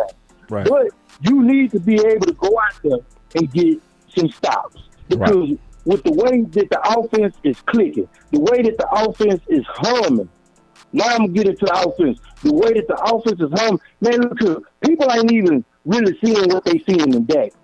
What you seeing in Dak, you seeing a grown man. You seeing a grown man that can read defenses like a Brady, that can read defenses like a Breeze. He already know when he's going with the ball. Basically the game done super slowed down for him, bro. Like I was saying when I saw him in training camp, bro, I was like, the game looks so slow to Dak. You can't trick Dak. This ain't the days of confusing Dak. That shit over.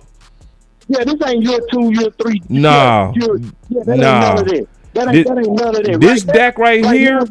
This Dak right here. Shit.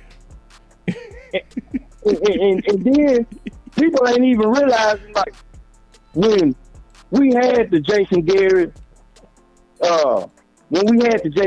era, right? You know what I'm saying? Yeah. When we had the Mike McCarthy era, yeah, those were old offenses that they was running with no innovation. Yeah. In today's time, offenses are highly innovative.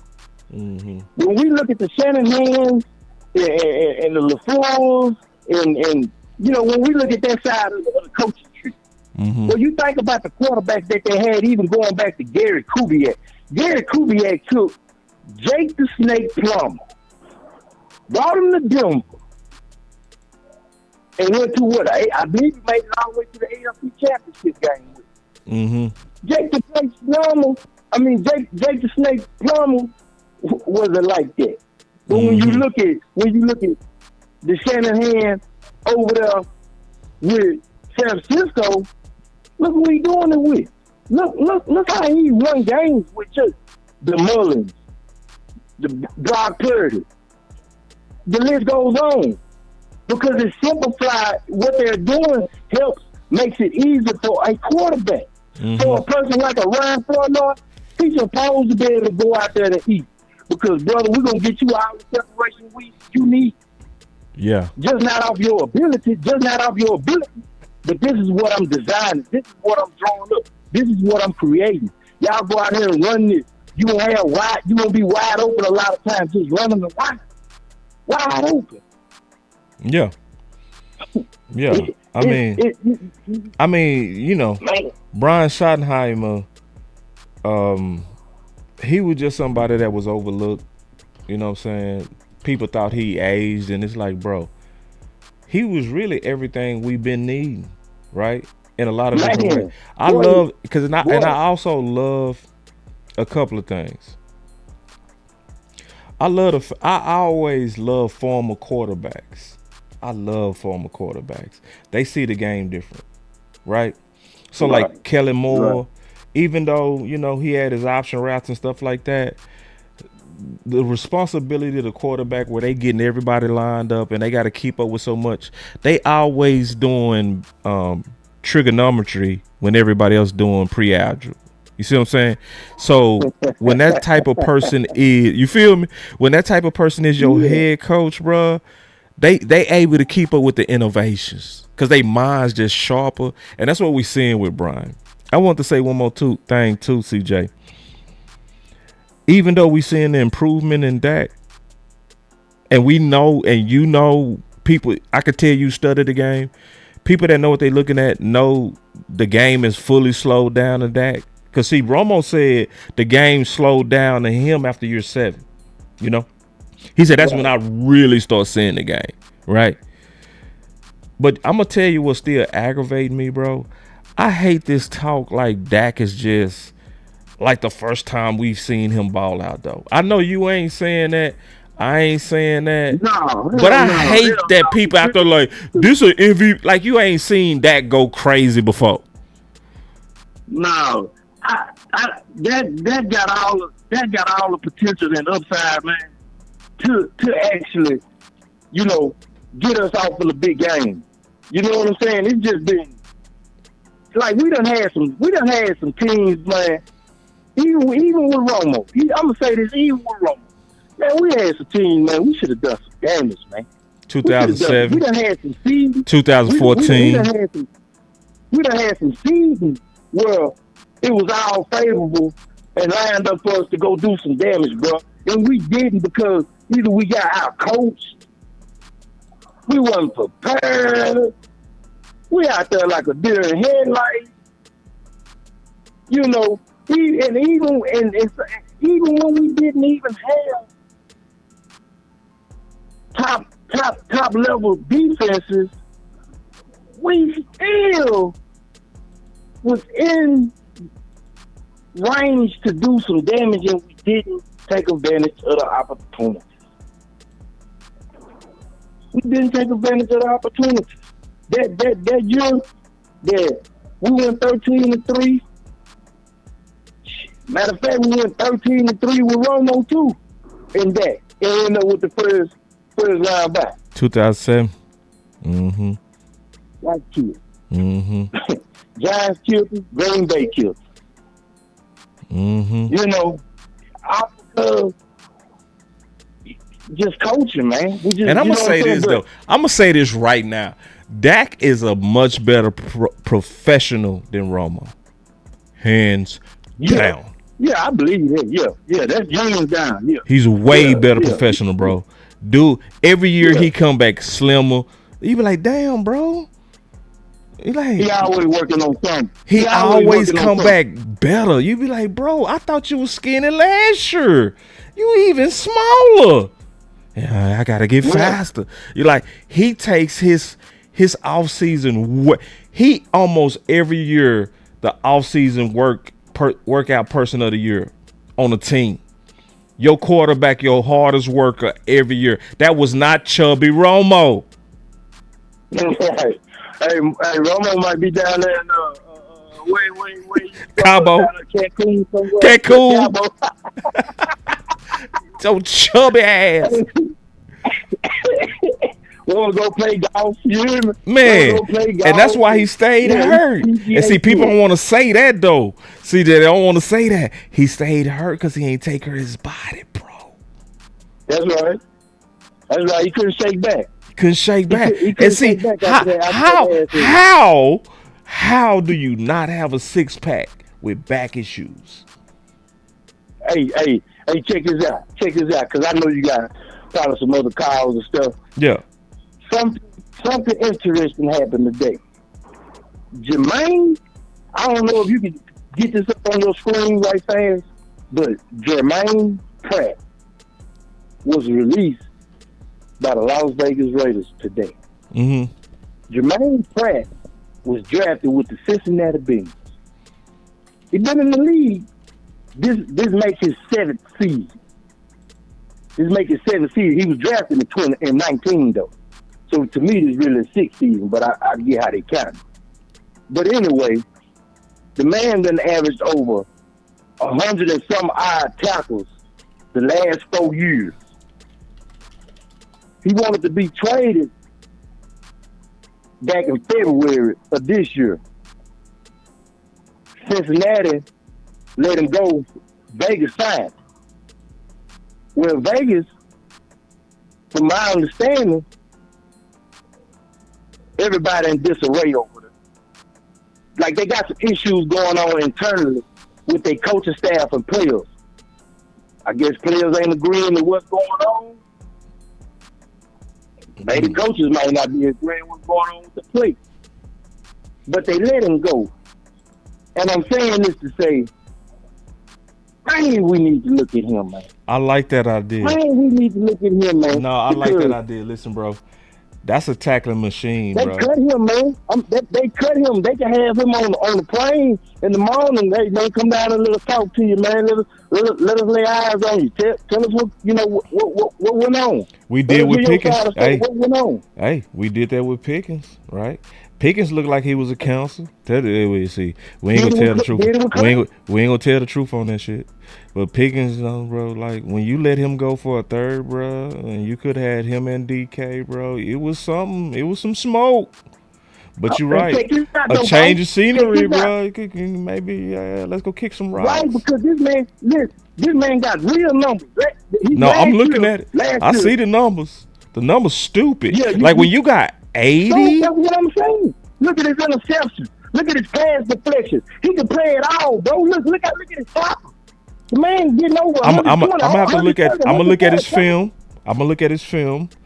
I do a film session on. Cause see, I wasn't even really looking at linebacker. But if you on the street and you fresh off a team, you out of camps. You not out of shape. You in shape. Yeah. So I ain't gonna get my hopes up too much until I watch the film. But I like the vision. I like the vision you got. I like it. Well, check this out. It ain't even no knock about his playability. I think they want to start putting people before him. That happens. It's just something going on. It's something going on over there. Like, that happens.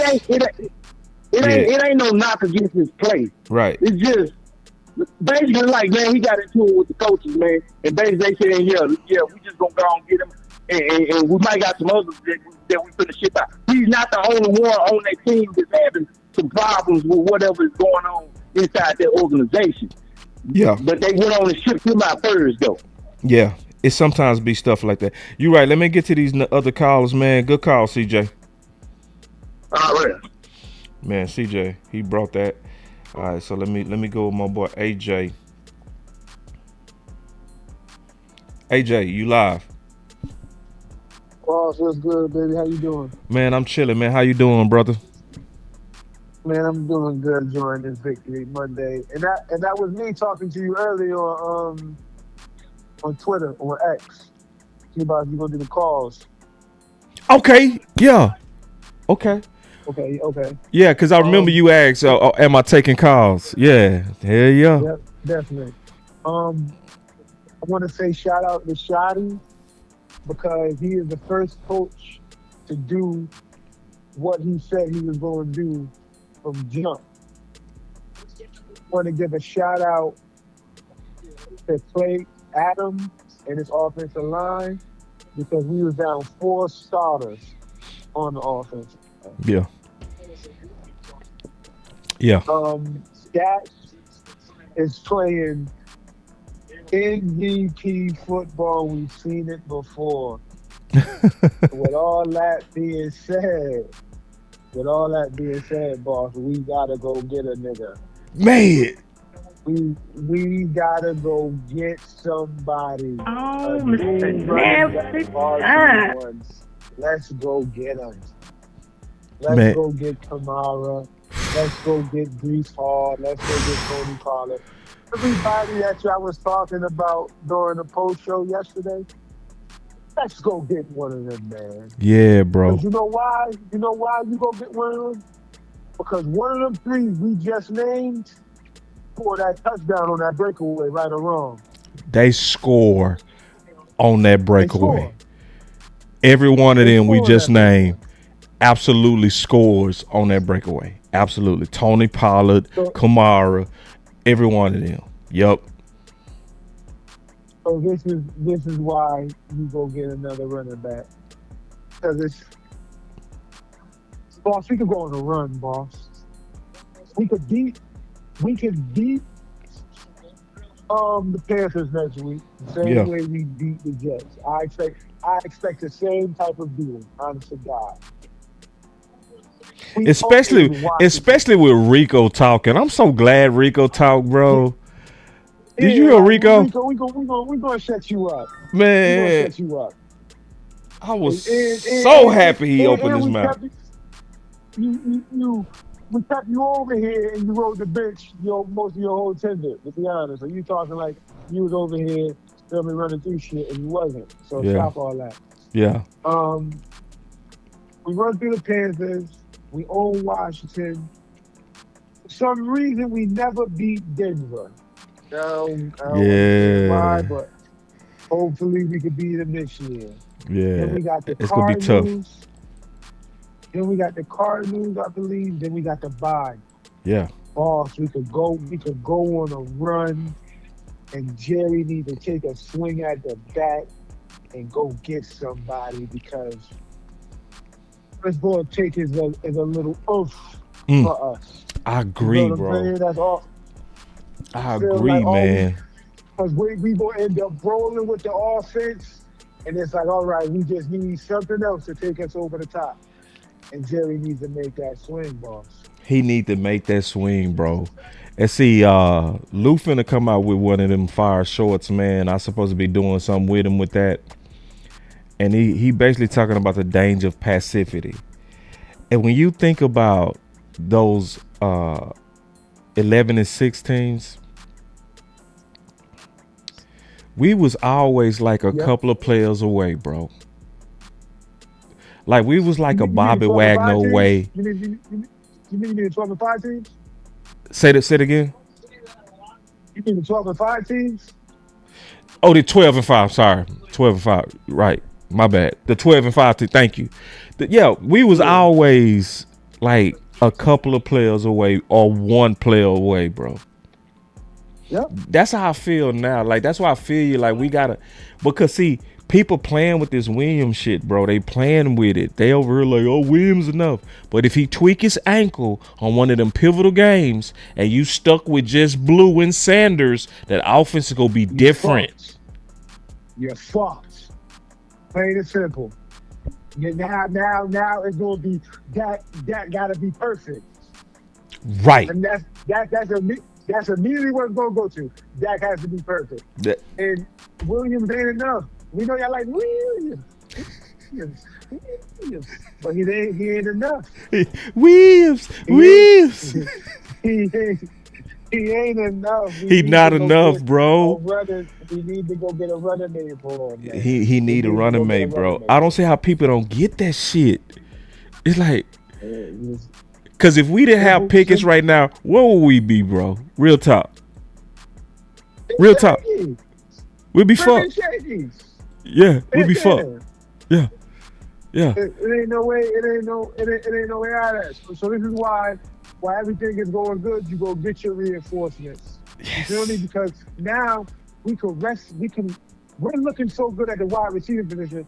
We can rest CD for 2 more weeks. Right. And he can come back in 6. He can come back after the bye. That's how good we're looking as far as wide receiver. Right. Am I wrong? You right. So it's like, yo, go get this man a running mate and let's go make a run. But we're gonna go week by week. That's all I got for you, boss. Man, good call, bro. Good call. I knew you gonna come through. Came through. All right, so let me get the next call on here. There we go. I figured it out. All right, so here we go. So I don't know who this is. I think it said Tony. 469. Yes, sir. What's up, Tony? Can you hear me? Yeah. Yes, sir. It's me. What's going on, boss man? Well, what's up, Tony Monk? What's going on with your big dog? Yes, sir. Yes.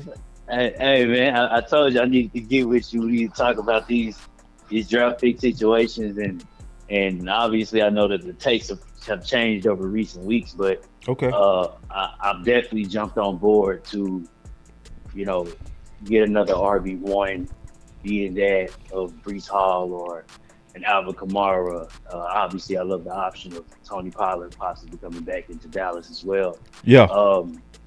And at first when we came off of Michael Parsons, and I was like, okay, we got 2 first-round picks, and for me, I'm always going to look at 2 first-round picks, and I think that that's a blessing in any draft. I'm always going to say that, but I can look at this Cowboys team now and say, if I had to come off at least one of them and just give them up to go get another premier player and bring them in, especially for this defense, I think the Cowboys are where they are offensively with their resources, and normally this team doesn't line up. Boss, you talking about you going in a game, and yes, the 0-4 Jets, but you went in without 4 of your starting offensive linemen, and you win that game handily. Yeah. Normally the Cowboys struggle in games like that. Yeah. You struggle when you're missing key pieces. We can go back to the old days of Tyron Smith can cough and twist his ankle the wrong way, and next thing we know, we're giving up 7 sacks. Right. You know, lo and behold, 2 of your first round picks and all that stuff are gone. But now you can plug in these pieces, and I'm saying that to say is that this team has coaching now. Yeah. You got a coach in Brian Schottenheimer, and I think if you're going to have these type of first round picks, it's up to Jerry and Steven to now look at that and say, all right, how close are we to Philadelphia? How close are we to Detroit? You know how close you are to Green Bay. How close are we to Los Angeles? And say, what guy can we bring in, be it that safety or linebacker? I think it's safety or linebacker that they're missing at this point. I think we'll be lucky if we get a guy like Trey Hendrickson at this stage in the game. I think DeMario Davis would be perfect to bring in from New Orleans.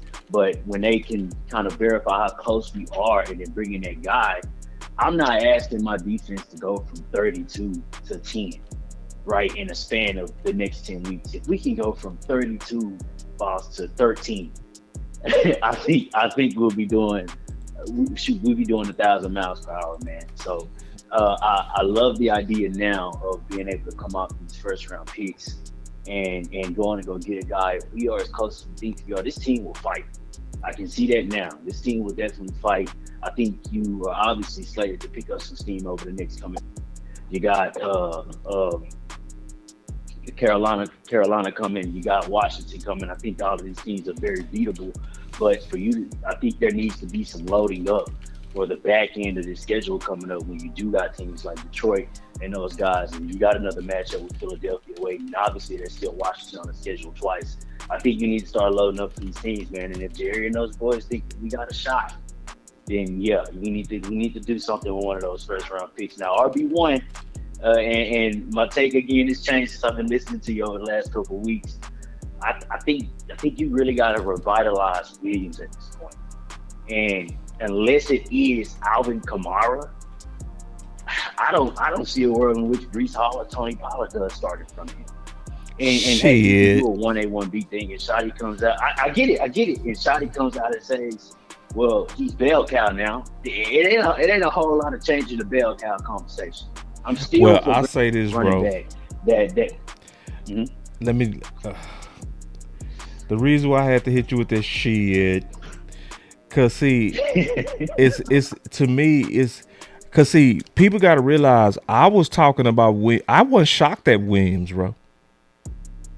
For sure. Like, you know, there's a lot of people like, man, I didn't see this. I was like, bro, I had videos where I was saying this offensive line and Clayton Adams was gonna make all them backs look better, right? And I said, yeah, he makes sense with the current guys to be our RB1. I'm on record saying that, right?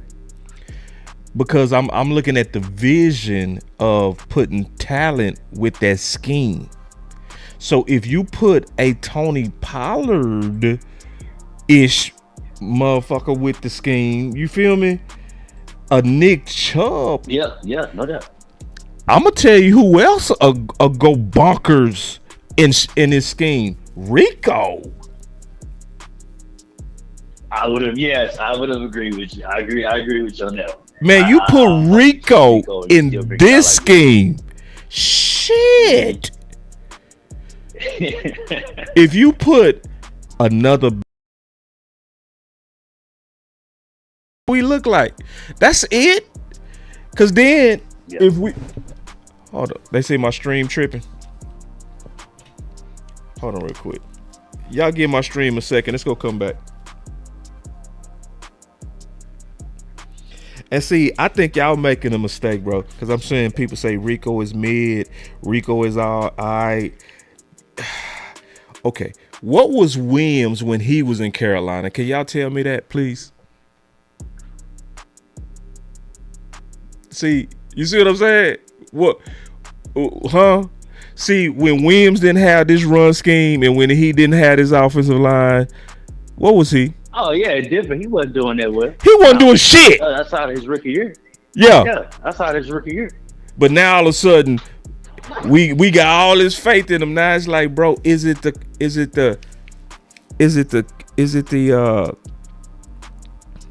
chicken or the egg, bro? Right, which is coming first, and I totally agree with you in regards to the scheme, because again, and I think for a lot of fans that's listening right now, you know it's the scheme because you literally took a bunch of backup offensive linemen and you still rushed for over 150 Thank yards you. handily. So Thank you. This is one of the things. Oh yeah, where it's not. And it's not that it's not. People got to remember Clayton Adams had some average dudes last year, and they had an old running back looking good. This ain't the first old ass running back that look good. Agreed. And it was because of what he did last year with Arizona with that average ass line. I was like, when you put all these first rounders with him, he finna eat. That's why I always tell people, we got the chips. We got the salsa. We got the meat. We just need some more cheese. We be saying we want a cheeseburger, but don't want the fucking cheese, bro. If you get what the top is on, I want to see Tony Pollard with him, bro. Can I get that? Because Tony Pollard was dope as hell with a basic ass running scheme. Put him behind pin and pull, traps, leads, changing up the run packages. You feel me? Oh yeah, you put Tony Pollard home run ass. Agreed, man. So I'm like, need that home run hitter. So I'm just not like everybody on Williams. Like Williams is Taylor. Get the fuck out of here. No. And Boss, I can say this on your behalf too, because it's all well and fine, and you said this earlier, until Williams just one ankle injury away, or even worse, you go into the seasons beyond, and I know we're talking about right now this season, but you go around seasons beyond, how long do you keep kicking the tires on Williams? Power backs like him, they only last so long on the shelf. We saw that with Ezekiel Elliott, and then everybody was championing for Tony Pollard to come in and get reps from Zeke. Zeke not this no more. Zeke not that. That same exact thing will happen to Williams if the Cowboys do not go and get somebody that can be complementary to him to bring in. So I don't want us to get stuck on the whole feeling of Williams being as great as he is. But I do feel like the Cowboys could do something. I'm more or less on the train to do something, be it that RB1. I know you're championing the thing of defensive end. I would love for it to be a defensive end. Me too. I'm also on the train for a linebacker as well. But the Cowboys need to determine, and I'm going to ask you this, and I know you got some other calls on the get out, Boston. I really appreciate you. Yeah. How close do you feel that the Cowboys are to teams like where Detroit, Los Angeles, and Philly are? Because these are the same guys that you're going to be seeing in the playoffs. Good question. Get out, and I appreciate you. Good question. We already know at Philly we should have beat them. We were 6 plays away from knocking their ass off. So, and they were so scared after the game, they made 2 acquisitions and they won. You feel me? You would think the team that lost would be making acquisitions. They made 2 acquisitions and they won. Green Bay knew that they was 1 second away from losing that game. And we don't even have our key players in that game. We ain't have Book in that game. We ain't have CeeDee Lamb. We ain't have our best weapon in that game, bro. You see what I'm saying? So I don't see how we right there at knocking off the best teams in the league, and then we don't see like we close as hell. Like we really like 1 or 2 players away from being like unstoppable. If we let put it like this, if we just got Trey and Kamara, or if we got Trey and Tony Pollard, we finna mop 90% of the teams we go play with them 2. If we get them 2 and walk up on Philly again, it's totally different. Because guess what? You know how Sanders got caught? Tony Pollard wouldn't have got caught. And you would have to walk up on that box too. See, when you have a Montgomery and a Gibbs like that, you will have to occasionally stack that box because that running game is too scary. And see, that's what people missing. They missing the vision of that.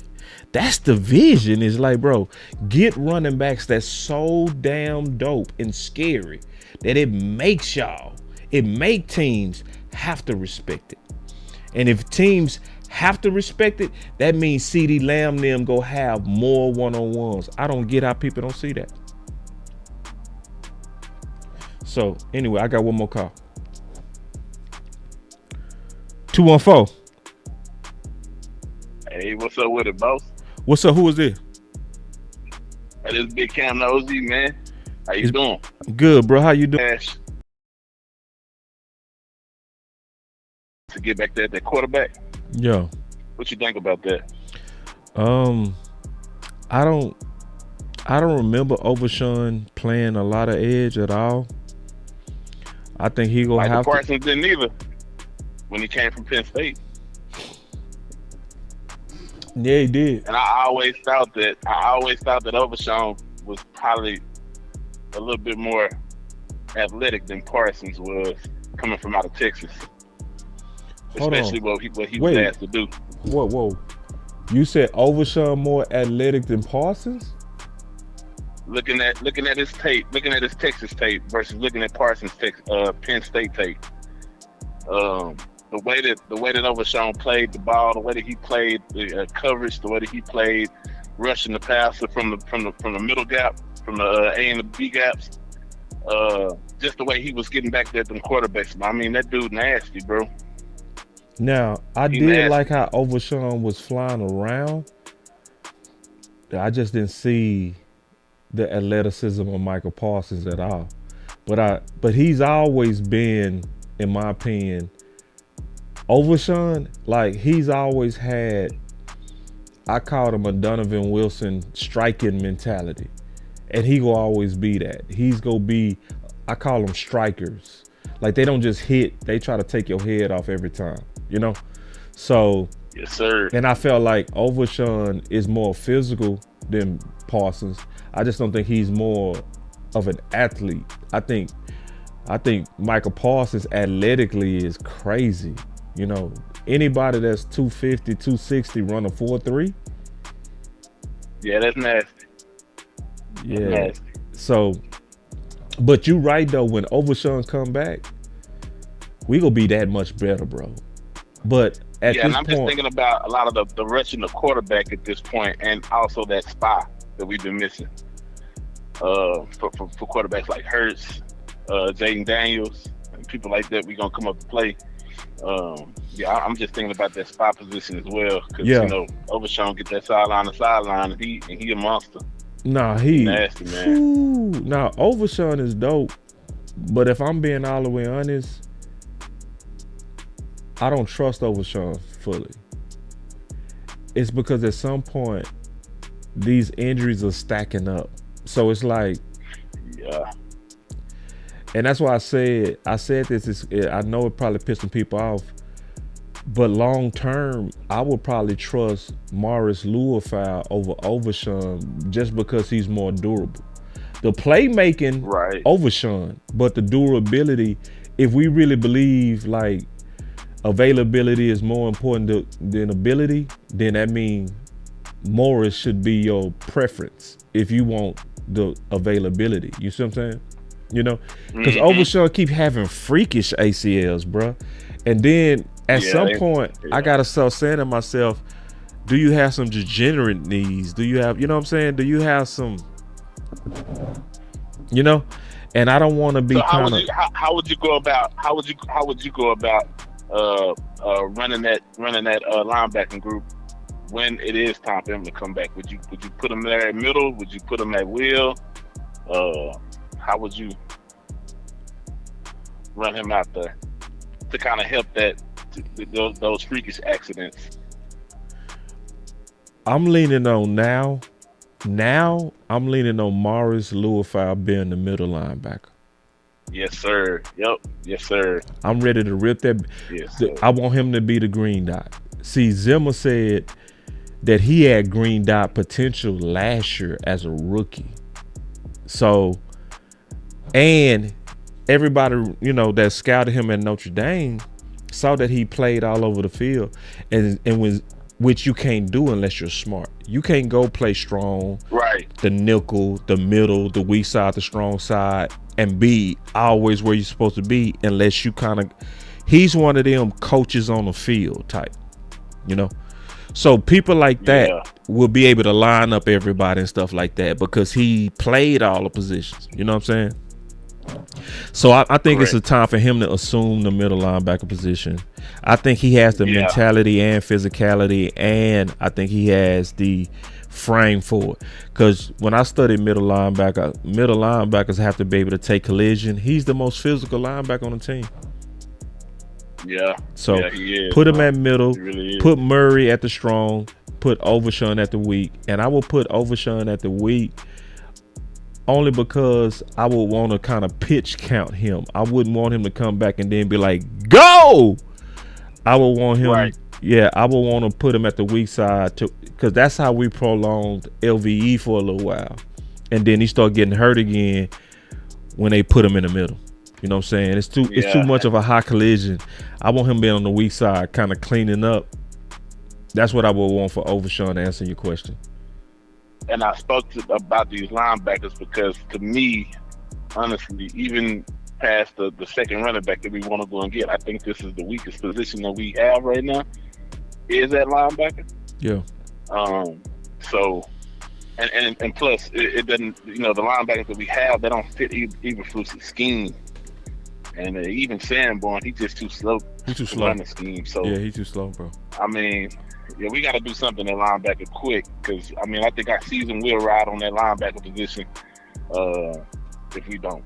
Nah, I think you're right, man, and I appreciate your call, bro. And obviously people like you that really kind of study this team and put a lot of thought in ways to improve. These are the type of conversations that make a difference as we trying to push ideas out there to make this team better.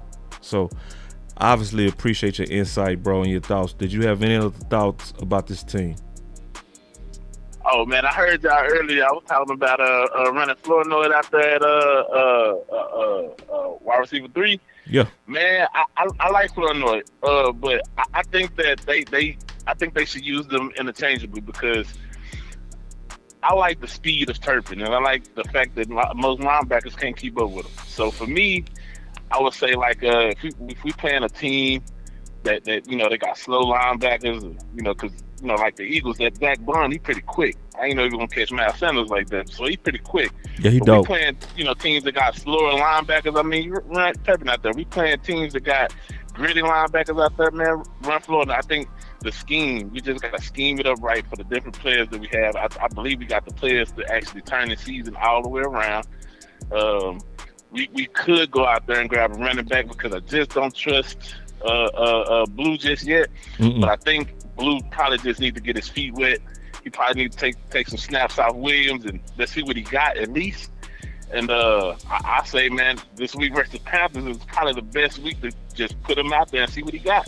I agree. And you'll know versus the Panthers because if he can't be no versus the Panthers, I mean these teams that we got coming about the Panthers, I'm not gonna want him on the field. Yeah, that's fair. Where's Phil Maffa at?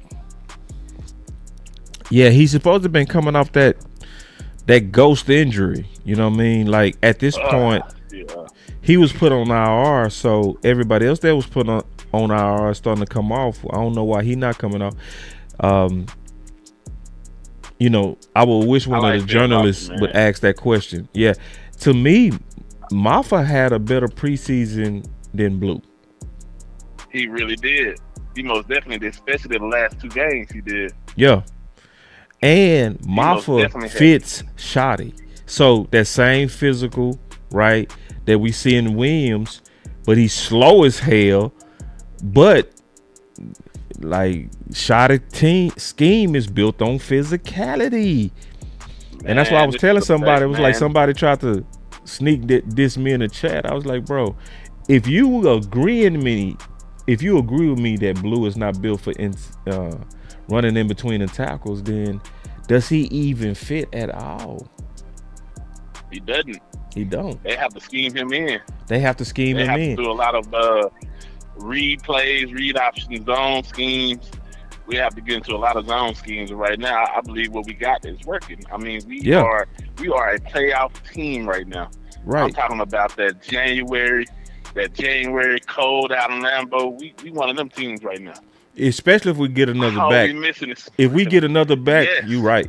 If we get us another, like if we got us another power back, bro, like Maffa, like if Maffa, shit, we ready for the winner. Mm-hmm. We ready for the winner. The only thing I'm worried about is these dang linebackers, man. If we can get this linebacking core taken care of, I think that'll solve a lot of our problems right now. At least I think with I'm gonna this be honest. I think the team. linebacker gonna be all right, bro. I think I just want Sanborn to stay away because see, Yeah. because them linebackers, bro, they was basically, bro, he been hogging all the fucking middle. So He have, man. I want other guys to get a crack at that middle and have a week to prepare for the opponent. Then I want to judge them. I don't want to judge them where they was thrown out there. You know what I'm saying?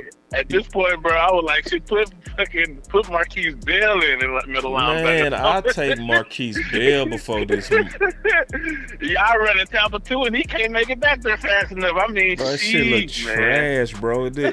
Like, dog, when it look like you hurting the run, now I'm giving Sanborn credit. He is good in the A and B gap. He's a good smart. run. He's smart as hell. He's just slow. He's where he's supposed to be. It's just that if it's an angle, it's over. If it's space, And it's he over. missing tackles, man. And he missed tackles. Yep. Oh, my goodness, yeah, man. He missing tackles, man. That Green Bay game, it woke him out. And they say James had the best tackle rate as the first time out there, bro. He had the best tackle rate on the squad. I like James, man. He a young player. Like, man, a lot of these young players, man, they just need reps. That's what I say, bro. Yeah, rip the Band-Aid off and get that boy reps. That's it. Give him I reps. agree. You got some good players around him. The fucking pass rush. I don't know because the pass rush then came to life out of nowhere. I mean, I want to see more of these stunts that they doing. They're doing a lot of twist stunts. They did a lot of twist stunts against the Jets. I want to see more of them twist stunts, more blitzing. We blitzed a little bit, and we played man. Like, this is a man team. You can't take man all the way out of the out of your playbook when you taking over for Dan Quinn, and his team was a man coverage team. So they built this team to be a man coverage team. So you have to run man. I don't care if you have to run it 30% of the time, but you have to run man. You have to with this team. Yep. Especially going into different matchups. Playing against the Eagles zone work. The zone scheme worked to a T. Playing against the Packers, I seen we ran a little bit more man when we ran against the Packers, because Jordan Love is good versus the zone. So, he still scored a lot of points because we ran zone.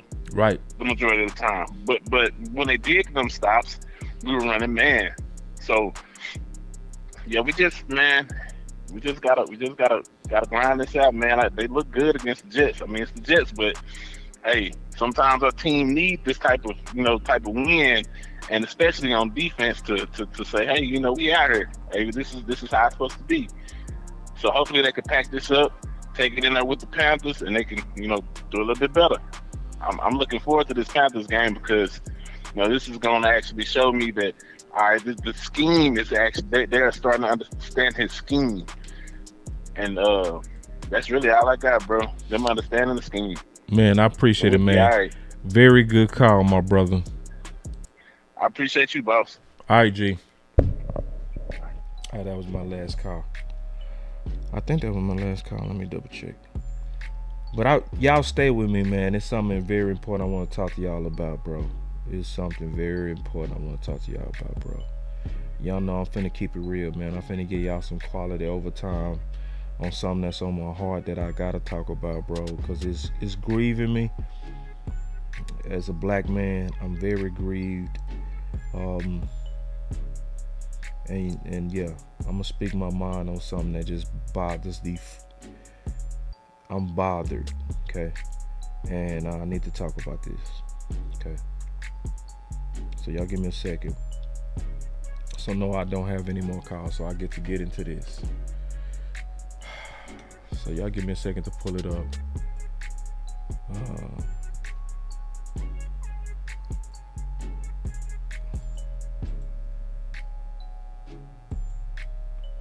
Give me 1 second.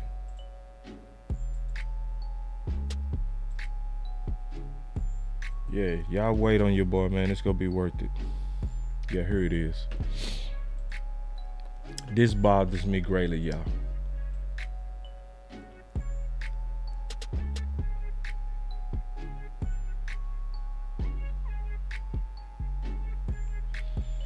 So, I know this not Cowboys related.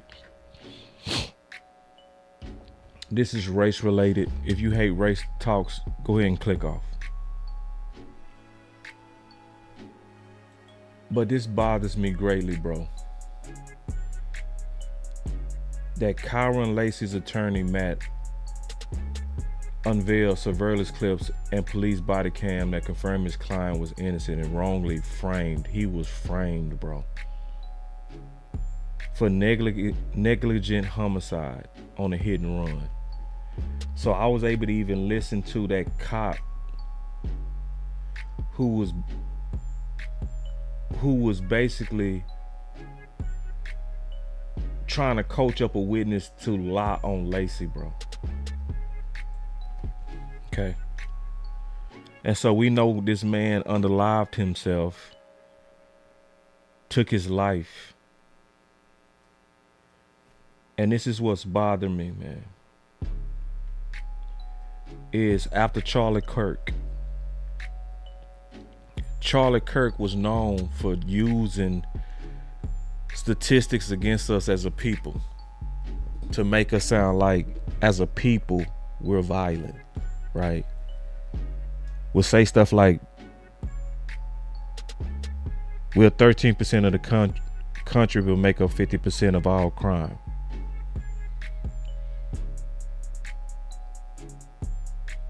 And continue to push that narrative, but then would leave off stuff like this, which is the other side of what we go through as black people, where if you just go with what Charlie Kirk was saying about us, it made a whole lot of people feel like we're violent and that they are the organized, the more civilized people genetically. And it was propaganda. And it was used against us as a people. Where people feeling uncomfortable around us because narratives are put out there by influential people making us sound violent. And they talk about statistics like the 1350, or they would also talk about 90% of blacks kill blacks. But they wouldn't talk about the fact that 87% of whites kill whites. They wouldn't talk about that. And one of the biggest things that's disrespectful is people like Charlie Kirk never talked about the exoneration rates. Is that we make up 55% of exonerations or people that was convicted of crimes that did not do it.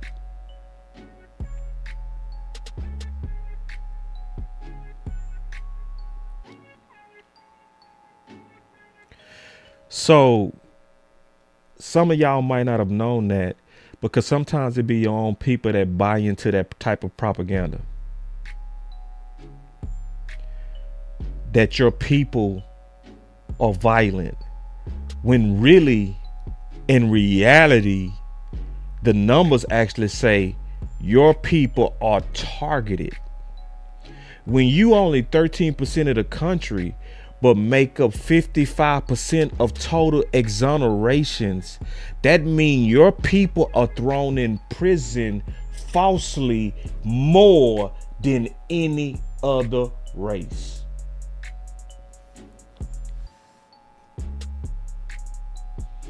So I don't like the fact that people try to look down their nose at black people because they've been listening to the doctrine of Charlie Kirk. May he rest in peace. Obviously, we don't condone how he passed, but it needs to be facts told about the stuff that he was putting on our name, and the stuff that he was saying on our name, and the stuff that was popular that he was saying about us. And the real reality for a lot of us is Kyron Lacey, where you're not guilty, but they are messing with the evidence to make you look guilty. And in the public, he was treated like he was guilty. He was taken from the draft, something he worked for his whole life.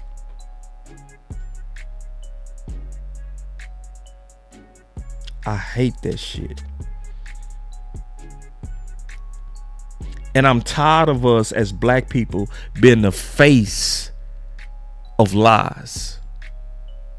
I'm tired of us being the welfare king and all these dogs whistles and sneak disses on my people name.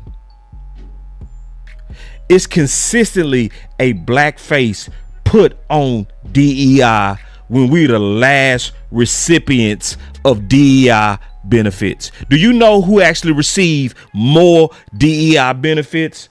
White women. You know who's last on the list of recipients of DEI? Black people. But who do they prop up when they want to talk against DEI? Us. Who do they prop up when they want to talk about welfare? Us. Who received the least amount of welfare benefits?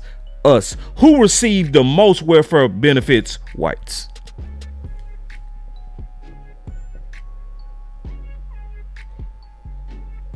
So before I get off the show, I just wanted to encourage you, because we got a lot of black people that listen, and we got some white people too. We got some Asians. We got people all over the world that listen to Boss Cowboy. But I want to tell you, black people, you are great. You are just like anybody else.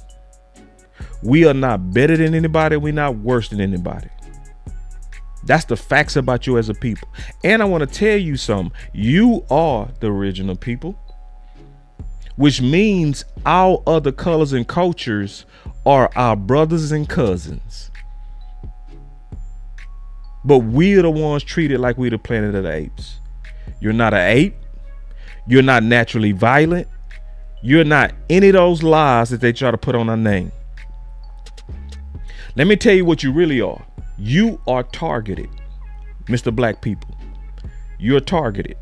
You've always been targeted. You have been targeted. You was targeted in 2008. Your communities as early as 2008 was targeted by banks. They even had a term for it. They called it ghetto loans. So when other races was able to go get loans for their homes, they was throwing toxic products into our communities. Wells Fargo, Countrywide, the big boys, they was targeting you. You was targeted for syphilis. You was. You. Hoover literally said the biggest threat to America is black unity. You are targeted, sir. You, ma'am, you are targeted. It's a reason why you teach your kids that when they talk to law enforcement to keep two hands on the wheel.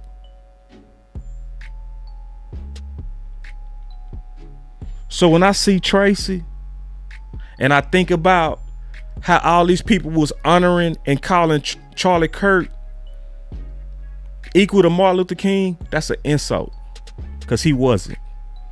He's nowhere close. He was divisive, and he was spreading stuff about our name, about black people name, that was not true. And that was causing people to be afraid of us. Yes. Is it some black people that we need to do better? Absolutely. Is it some things we need to be accountable for? Absolutely. Do we need to do better on some things in our community? Absolutely. But are we what they paint us to be? Fuck no. So let me tell you about your people. See, before they really got really into targeting us, bruh, you better go. I'm gonna tell you what to go look up. It's a documentary out there called Selling to the Negro. Before they started to target us with crack and drugs and mortgages and all these schemes to bring your people down. You was graduating 4 times the rate of whites in colleges in the 60s. So if we so violent, why was we, when left alone or had our own communities, why was we having the better credit scores, the better marriages? You know what Charlie Kirk would have said? It was because we were suppressed. So I'm gonna tell y'all something, man. I don't like the fact that it's so much silence on Kyron Lacy. I don't like it. Because the NFL, y'all was quick to take his name out the draft. You was quick for your funk ass brand to take his name out the draft. And the man sounded guilty based on how y'all treated him. So if he was fighting through a mental illness, y'all made it easier for him to take his own self out. So I'm not gonna let people that follow Boss Cowboy Sports be lied to.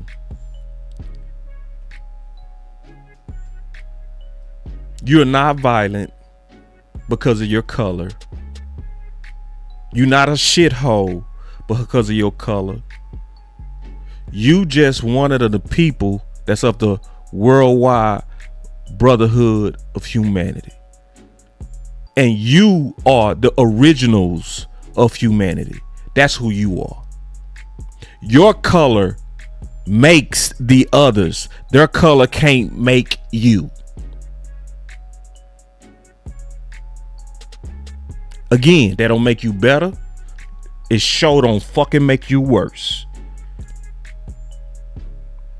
So as a challenge, I would say I would want us to shut people the fuck up by not giving them reasons to lie on us.